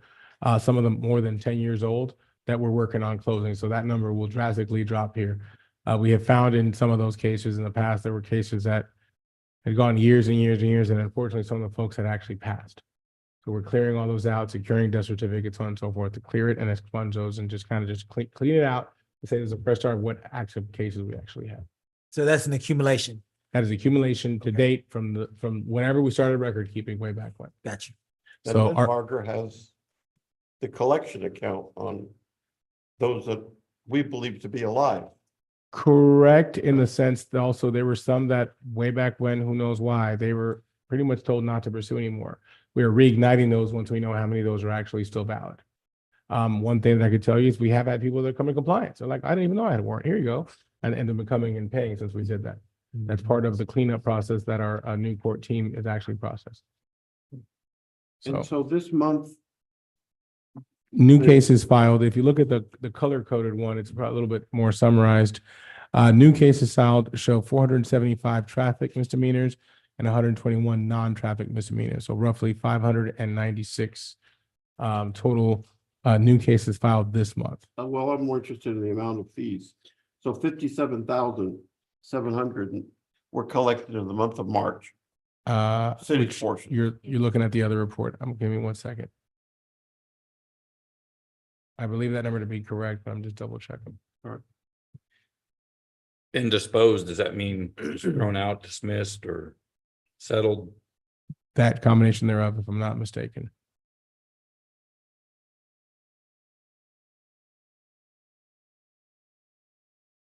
And the 57,000 also represents the portion that goes to the city. Remember, there's a portion of that goes to the state. One of the things that we'll be revisiting during schedule of fees is we have one of the lower fee schedules when it comes to that. The state keeps increasing their portion. We haven't really increased ours. Moving forward, that's something we'll bring back to you during consideration And then it starts to eat away at, I got at our expense. So total collected looks like 80,800, but the truth is we're only keeping 57,000 of that.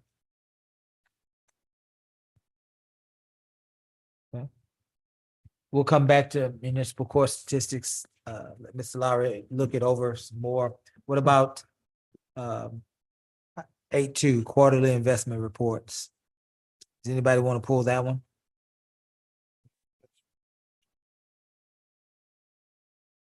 All right. Let's see if I have them. I'm sorry. I think that's the one I had some questions on. Okay. Yes. There's the court administrator. On cue. She looks like. Did someone call you back? Were you at home? I'm I'm teasing you. Oh, well, thank you for that. Mr. Lowry may have some questions about, this is his first time looking at your report. And, So he may or may not have some questions for you. and Mr. Lowry, in fairness to that, as part of your orientation, we'll also go over any of these things that you may have specific questions on after the fact. This is not an action item. This is more of just us reporting today. And for anybody, obviously, if you ever have questions on it, make an appointment. Joe, did you have your question? Oh, well. I don't know if it's the sales tax. By the way, Ms. Turner left, so forget about it. All right. Okay, well, let's look at, does anyone want to pull sales tax? Could you explain how it went up by 12%?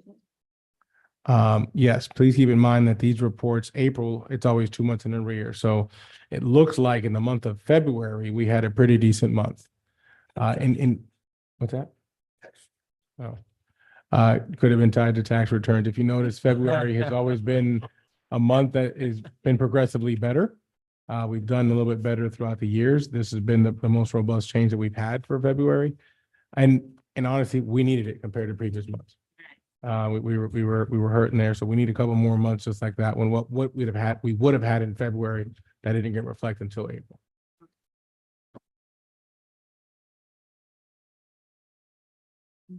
Okay. Item 8. Was it 8.4? Letter of intent, Houston Galveston Area Council.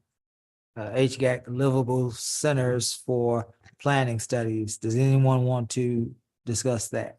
I was so glad to see that you guys applied for that. I think that's very innovative to try to see about that. We get all those emails from HGAC and I looked at it, I read it and I thought, So I was happy to see it on the agenda that you guys put an intent to apply. We're hoping to be selected for this plan. It's a very low match. It's up to 250,000 for the study. And hopefully, depending on what we get, if we are funded, again, it's very competitive. We're competing against all the other cities in the Houston Galveston area.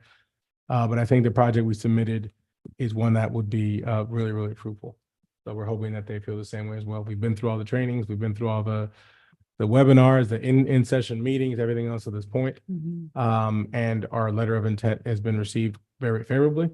And we're waiting for an invitation to apply. So at this point, we're just letting you know what we've done. You guys have been supportive of this in the past and have asked us to do it in previous years. I think it last came out 2 years ago, if I'm not mistaken. I think it comes out on even years, and we've looked at it. I think the application we're putting together is very, very formidable. Could you look into about, Cesar, about getting like a megabus stop in District A at the old outlet mall? Because most of our residents have to go all the way to Southwest Houston. We'll see if we can add that. Or downtown Houston. Would you say megabus? Megabus? That's Actually, like a, Those are more of the transit buses. yeah, more of the long transit. term. Okay. Mhm. Councilperson Yancey, if you'll permit me, that's a transportation advisory, and I will certainly make a note of that. Please, Yeah, please, Yeah. please. I know you want to toot your horn and our horn on the water line replacement, but before you do that, Ms. Lowry, did you get caught up with the, Yeah, you good? Okay. I'm sorry, Mayor, did you need action on? You didn't need. a No, letter? there's no action. Oh, okay. No action. When the application is ready, we'll let you guys know. We'll bring that back. I think I'd sent you, there's a meeting tomorrow. I believe the day after? Wednesday, Oh, if I'm not Wednesday. mistaken. I'll be part of that meeting Wednesday morning. We run around quite a bit Wednesday. Me too. All right, man. 8.5. Give us the good news. 8.5, we're excited, Councilman Ross, for your area. We applied for these funds about a year ago. And we will be receiving $2 million from Randy Weber's office as part of his earmark. We have finalized the press release. They have authorized us to release it. which is why I made this agenda. So we'll be getting $2 million worth of funding to go specifically towards water repairs. And we've identified, based on the need, based on the leak assessment that we've done, to put those towards District D. So if that is still the will of the council, we could do that. We're very excited for water line repair in the area, and we've had a lot of complaints from the residents. We know it's our part of town that's the most vulnerable. We're excited to receive a no match $2 million grant. Yes. Specifically to address some of those. I'm very proud of the staff and the team that put this application together. Everybody that really brought some data together to make a formal application to Randy Weber's office. So kudos to him for supporting us, and thank you for taking this all the way up to the legislator and for it to pass. So we're excited about that and the work that this administration has done to bring more grant funds to the city with, again, no match at this time. So there was a water loss study. Water loss study was done dating back to 2016. There was a huge water loss study, I believe, back in Carol Butler's days here. So kudos to her and to the council that was here at the time that supported doing that. And sometimes it takes time to get this stuff done. We need to study, find out what's wrong, and then we got to go attack it. This is why we don't let plans sit on the shelf. So from that, the council approved zones, Correct. right? And There's so 15 different, you call them areas. There's 15 areas that were identified for that had the most amount of water loss that were identified through these 2-inch water lines. We're replacing 2-inch water lines in these areas. We know we received the additional $4 million in funding through the GLO for that portion of it, that we're also embracing a portion of the older part of the Marque. And there's an additional $2 million to get that done. We know roughly in yesteryear's dollars, we need about $25 to $30 million. I'd hate to say that it's probably closer to 40 or 50 these days, but we're going to chip away at this as best as we can. And we will continue to do so as part of all our soon to be adopted, hopefully, capital improvement plan as well, to bring all that into fruition. very good. So we're very, very excited about the opportunity, and we finally got the go ahead from their office to release information. We've known about this for a couple of months, that it was kind of coming, and now we're able to release that information. So Very good. Thank you, Randy Weber. Those monies will go a long way, isn't that right, James? absolutely. To repair water lines. You are at now community events and items for the good of the order. If I could just take a couple of minutes to quickly go through these. Our catalytic converter event is scheduled for this Wednesday. I'll ask Kyle to put these up so we can have for everybody. I have handouts here as well. We ask that we get plenty of folks out here. Council, I will ask each one of you to please take one of these. We're going to do like we did in school, take one and pass them down if you don't mind. To make sure we get these out to everybody, to your communities. We want to make sure we get a robust turnout of folks at this event. We know that it is something that we're excited to share with everybody, and we're excited of this opportunity to do this. Mayor Pro Tem, I know that this is something that was near and dear to your heart. Mayor, you definitely supported throughout the time, and then obviously through our law enforcement, our CPAA, and through all of our block captains, we're hoping we get a really good turnout at this one as well. We had a really good turnout the first one, and we hope to get quite a few residents out of this one. Registration is a little lower than we would like as of right now, but we also know folks are banking on coming up and just showing up the day of. We're hoping that they hurry up and register because there was a line last time. So we want to try to prevent that as all possible. I think we had over 60 people last time. So we're hoping to get the same turnout. It is this Wednesday. It says 11 to 2, but we're hoping just to get it done. Everybody as early as possible. The appointments are, I believe, 4 cars every 15 minutes. It takes about 15 minutes to do 4 cars. We can get them cranking pretty quickly. I know one thing, when we first did this, I told my son to take their cars. They 2 of them did, one of them didn't. And 2 weeks later, after this event, he got his Cadillac converter stolen from the college campus. So please go out to the Yancey boys. Thank you very much. There's a testimonial right there as to why you should sign up for this Wednesday, starting at 11 o'clock at Walmart. Please click on the QR code to sign up. I think Joe has. City Manager, also, by way of information on this is not, and correct me if I'm mistaken in saying this, if space is available, you don't have to be a resident of Marque. You can live, our neighbors in Santa Fe up the road, and others can participate in this as well. Correct, Chief? Correct. We do ask everybody to please register, though. That's so we register, can plan yes. accordingly. But we do have volunteers. CPA said they're going to come out as well and help out. So we're looking forward to make sure that we can plan accordingly. And Walmart's been very gracious to allow us to use their facility as a sponsor for this event. If we can just quickly go through here, up on the screen, we have our Heroes Village. We're still asking for folks who would like to sign up for this opportunity. We really look forward to getting a really robust return. This is for anybody that is a veteran. Again, Mayor Pro Tem, to your point, they do not have to be a resident of Lamarck. They can be from anywhere. We just want to find out, is there a need for veteran housing? And if so, we would like for as many people as possible to please register. Obviously, we want to open it up to our Lamarck residents first and always. But anybody is open to complete the survey. This does not mean they're going to be considered for a home. It's just we're doing a needs assessment to find out, should we pursue this project further? Okay. Next item that's up, we want to remind everybody, we will be closed for Memorial Day on Monday, the 27th. These are the signs that we'll be going out. We will resume regular operations on Monday, the 28th for regular office staff. Let's see, next item, there's still time to put in an ad for our Inside Lamarck special edition of our paper. We are doing a special edition of the Inside Lamarck to commemorate our announcement as a All-American City finalist. And I want to take something that's not on the agenda. We received in the mail today. It just came in. And if I could read it, this is from Governor Abbott's office. He did state, to all to whom these presents shall come, greetings, know that this official certificate is presented to the city of Lamarck in recognition of being named a finalist for the National Civic League All-America City Award to be commemorated in Denver, Colorado, June 7th to the 9th. So I wanted to share this. This is a very big honor for the state. Our governor has approved of this, and he's a very big supporter of us pursuing this actual opportunity. So I want to take that. This just came in the mail. Sorry, it's not on the agenda. It just came in today, but I didn't want to share it because we will be with us to Denver when we go. All right, Governor Abbott. Thank you.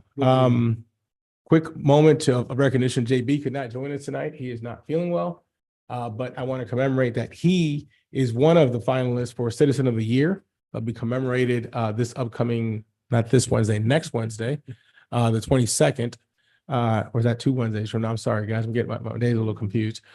He is one of several members that is on there. I believe former Councilman Casey McAuliffe is another member that has been recognized. And actually, we mentioned him earlier. Mr. Jared Williams from Culture Corp is another one of the finalists that's there. But so we're excited. I believe last time we had 2 finalists, Mayor Pro Tem Compion and Casey McAuliffe. And this year we know of 3, right? Ms. Casey is always going to be a member of our family. But we do want to recognize the fact that JB is our very own, one of our finalists for that award that was picked by, the nominations were done through the Daily News. While we're on that, Tamio, we just found out late Thursday that we are a finalist for the Tamio Awards. This is an organization that is through the Association of Municipal Information Officers. This is specifically for our Inside Lamarck print and digital magazine that we do. For populations under 75,000, kudos to Miss Mandy from our ADC for her work doing this and all this work that our team does to help her put this out. We're very excited for this opportunity for her and for us to showcase ourselves again at the state level to be a finalist for this award. There are, I believe, 3 people in our category and 1 winner will be selected coming up in June, here, the Thursday in June. There's still time for our Juneteenth art contest. The Juneteenth event is being finalized. We hope to commemorate this. If anybody would like to still apply, it's an opportunity to do so. We've sent this out to all the schools. We're hoping that all the schools participate and all the classes will participate before the school year ends. We're encouraging them to participate and hopefully that they'll be able to do so. So if anybody knows any schools that have not received the information or that it doesn't trickle down to the teachers, please let us know. We're excited to add this new wrinkle to our growing Juneteenth event. And I believe that concludes our report, Mayor. Very good. Thank you for that, Mr. Garcia. We are now at item 9, request and announcements. Request by mayor and council members, items to be placed on future city council agendas, announcements on city events, community interests. The Texas Government Code 551.415, items of community interest include expression of thanks, congratulations or condolence, information regarding holiday schedules, an honorary or salutatory recognition of a public official, public employee, or other citizen, except that a discussion regarding a change in the status of a person's public office or public employment is not an honorary or salutatory recognition for purposes of this subdivision. a reminder about an upcoming event organized or sponsored by the governing body, information regarding a social, ceremonial, or community event organized or sponsored by an entity other than the governing body that was attended or is scheduled to be attended by a member of the governing body or an official or an employee of the municipality or county. Announcements involving imminent threat to public health, safety, the people in the municipality, county that has arisen after the posting of the agenda. So we will begin because of seniority with Mr. Lowry. Mr. Lowry, we go back and forth from Ms. Allred to Mr. Ross. And so next time we'll start with Mr. Ross. I guess any comment would be just thanks to the community. And thank you to the Brown family for the lapel. That's, those are some big shoes to fill. And very, very grateful and very thankful, and it warms my heart. And very thankful to the community again. And I look forward to working with everybody. Thank you, James. Mr. Ross, what say you? So I have been taking phone calls for the last several days about Home Rule City, so I want to just say this from the Texas Municipal League. A Home Rule City may do anything authorized by its charter that is not specifically prohibited or preempted by the Texas Constitution, state or federal law. So that is what the state law says about home ruled cities. You just can't do willy-nilly how you feel. Now to my favorite stuff. Mosquito truck. When are we gonna get somebody that can actually drive that thing around? Because I know District D, there's a cloud of them hanging out in that area that want ready to take small children away. I mean, dear Lord. May 25th, looking for people that want to come out and put flags out at cemeteries. We will start at 7:30 in the morning. Rising Star, Hippolyte, and Galveston Memorial. We have about 2,500 flags that we're going to be setting out. Please come out and help us. We would much appreciate that. Then on the 27th, Memorial Day, since we're closed, I invite you all to come out to the VFW post at 6 o'clock. We changed the time up. That way they can go pick the flags up out of the cemeteries. To do a tolling of the bells for all Marque residents that have died in foreign wars. And if you have anything updated since, I think the list that I have is 2007 timeframe. If you know of anybody, please reach out to me so I can add them to the list that I have. What date is that, Councilman? May 27th, Memorial Day. Thank you. If you've never been to a tolling of the bell ceremony, and if you can keep a dry eye through a tolling of the bell ceremony, dear Lord. June 14th, Flag Day at the VFW. We're gonna do a flag retirement ceremony at 6:30 that night, but we're gonna have a vendors fair and kids carnival stuff going on. Gonna cook some hot dogs, the whole works. Please come out if you want to be a vendor. The VFW Facebook page and website. We have a VFW8248.org website now. Also, you can check up on and see what we're doing. That is all I got for now. Thank you, James. Okay, for the good of the order, happy Mother's Day to all the mothers yesterday. A shout out to my mom, Lois Jones, who was here tonight as well. Wanted to say thanks to Councilman James Ross, who's going to give $500 of his discretionary fund to the Stop the Violence that we did. Thank you so much. That was something that the District D rep had done in the past. And he's agreed to continue that. So I appreciate you for that. June 8th is the Juneteenth Gospel Choir. I'm the honorary chair that's going to be held at the Grand Ole Opry. I'll get information to Kiera and Cesar for those of you that desire to get tickets. I really would like our Marque family to participate in that. And I'm also going to give in October, Kiera, for the new budget, $500 to the VFW as well. I want to make sure that we put that in the minutes. So we know to do that from our new budget starting October 1. To Joe, I heard about an interesting program, Councilman Joe, about where 12 and 13-year-olds with the Red Cross can get certified for babysitting and CPS and things of that nature. I would definitely want to encourage that activity this summer. For our, I had 2 little girls from this area go all the way to River Oaks to get that program and get certified.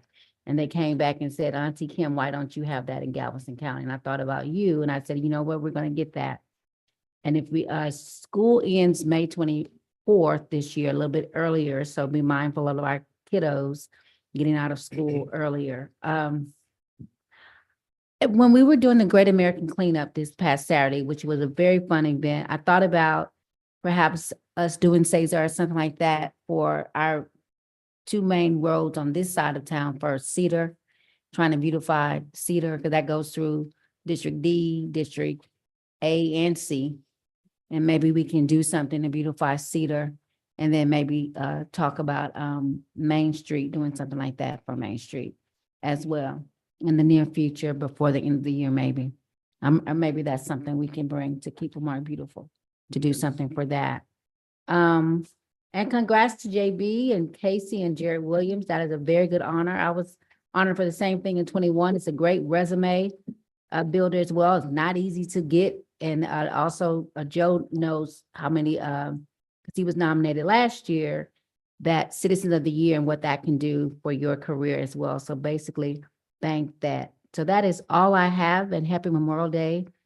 Well, it's not a happy Memorial Day. We're basically memorializing people that have died, right? It's remembrance of those that have People that have died. sacrificed. Okay, for me, that's always a big week. That's a weekend that my father died. So May is always a tough month as well. But I look forward to this summer. I really look forward to the summer camp. I think that is so historic. And whatever, I can't run, I can't walk. I'll try to jog, whatever I can do. They help the kiddos this summer. Please let me know, because we definitely want to keep them busy and active this summer.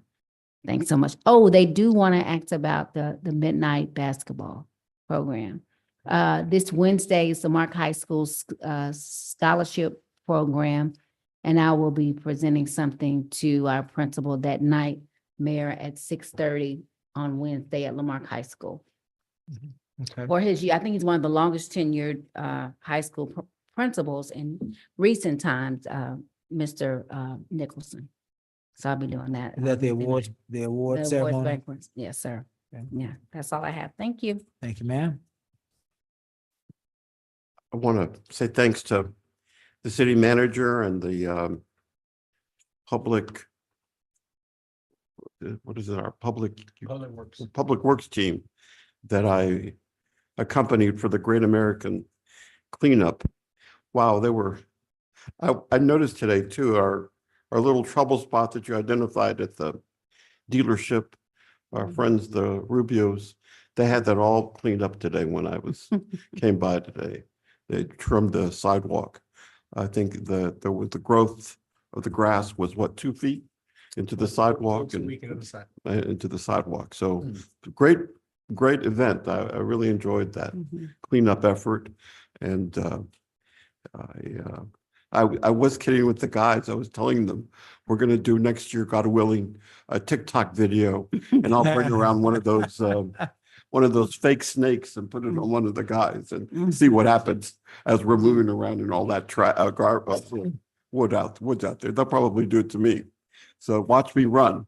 And, Oh, my goodness. Oh, my goodness. yeah. Yeah. So I appreciate that. Mayor and city manager, I would like, we haven't had this, but please extend an invite. I have the contact to Text Doc to come and give us their update of the work, the progress along the highway, the freeway. We're at a point where, you know, the accidents and that continue to occur on that it's not good for our community, and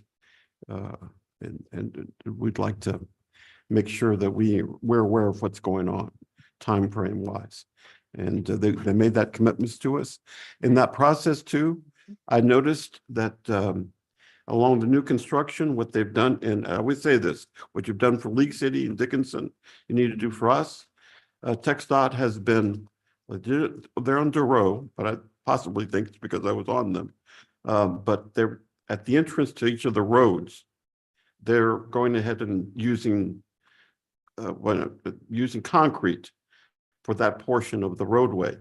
So I would like to make sure as part of this is that they do the same thing for the roadways on the west side of the city. They're along the Drought on that side, because that part of it is full of potholes. And then other, like Newman, I believe on the other side, they've already completed the work on Newman on this side. Council, I think that we also need to visit at some point, perhaps designating weight limits on our highways. I continue to see these, because of the construction, I think it was pointed out earlier by one of the gentlemen too, these dump trucks and buses utilizing our streets, and they're not made for those weight limits. And I don't think we have it clearly marked that what is our hazardous transportation route in the city. At one time, it was only 1765 way back when. I don't know what it is now.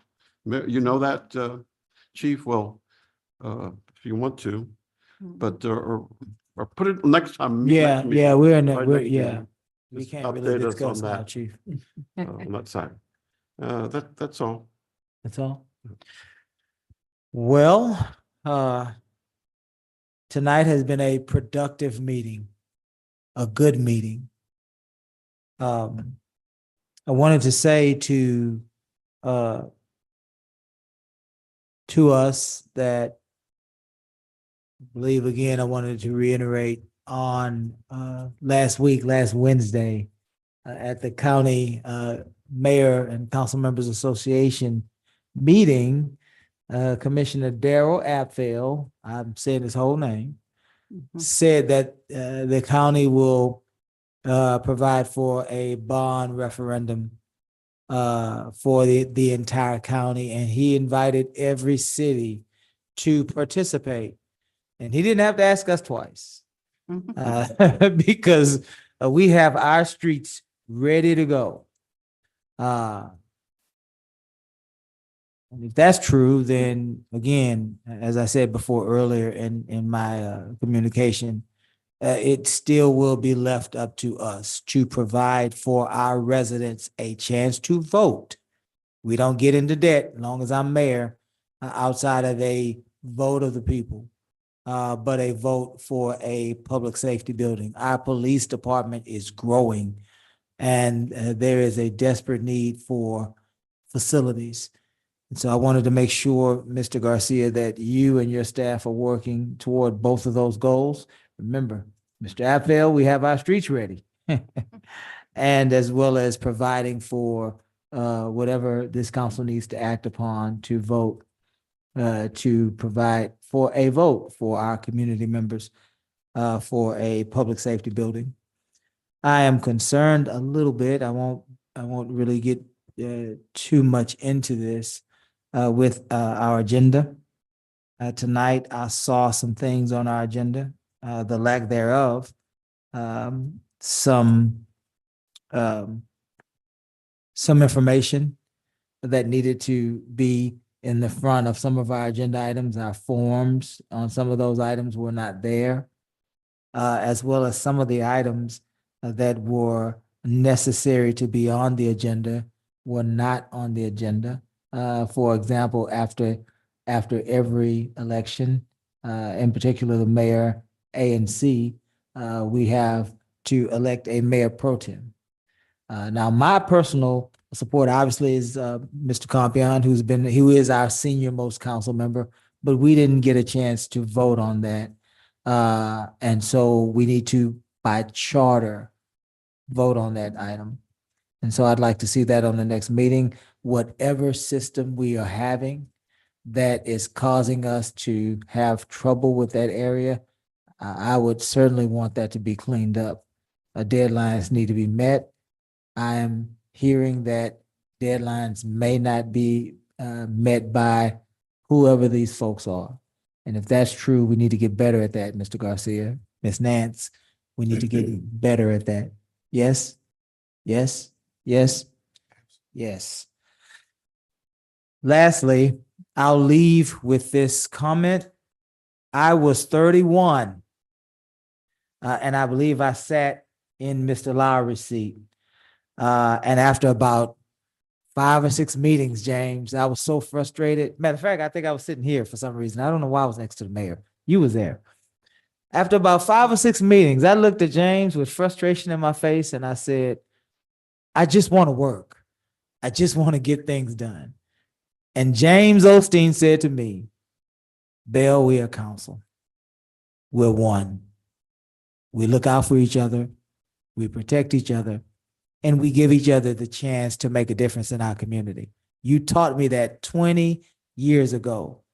And so again, Mr. Lowry, I welcome you to this council. You are one of us. We will protect you and we will give you every chance to do what's in the best interest of the citizens of District C and of this community. We won't always agree, fellas. That's just, ladies, yes, yes, yes. That's just a part of governing. We won't always agree, but we're going to have a good time along the way. We're going to support each other.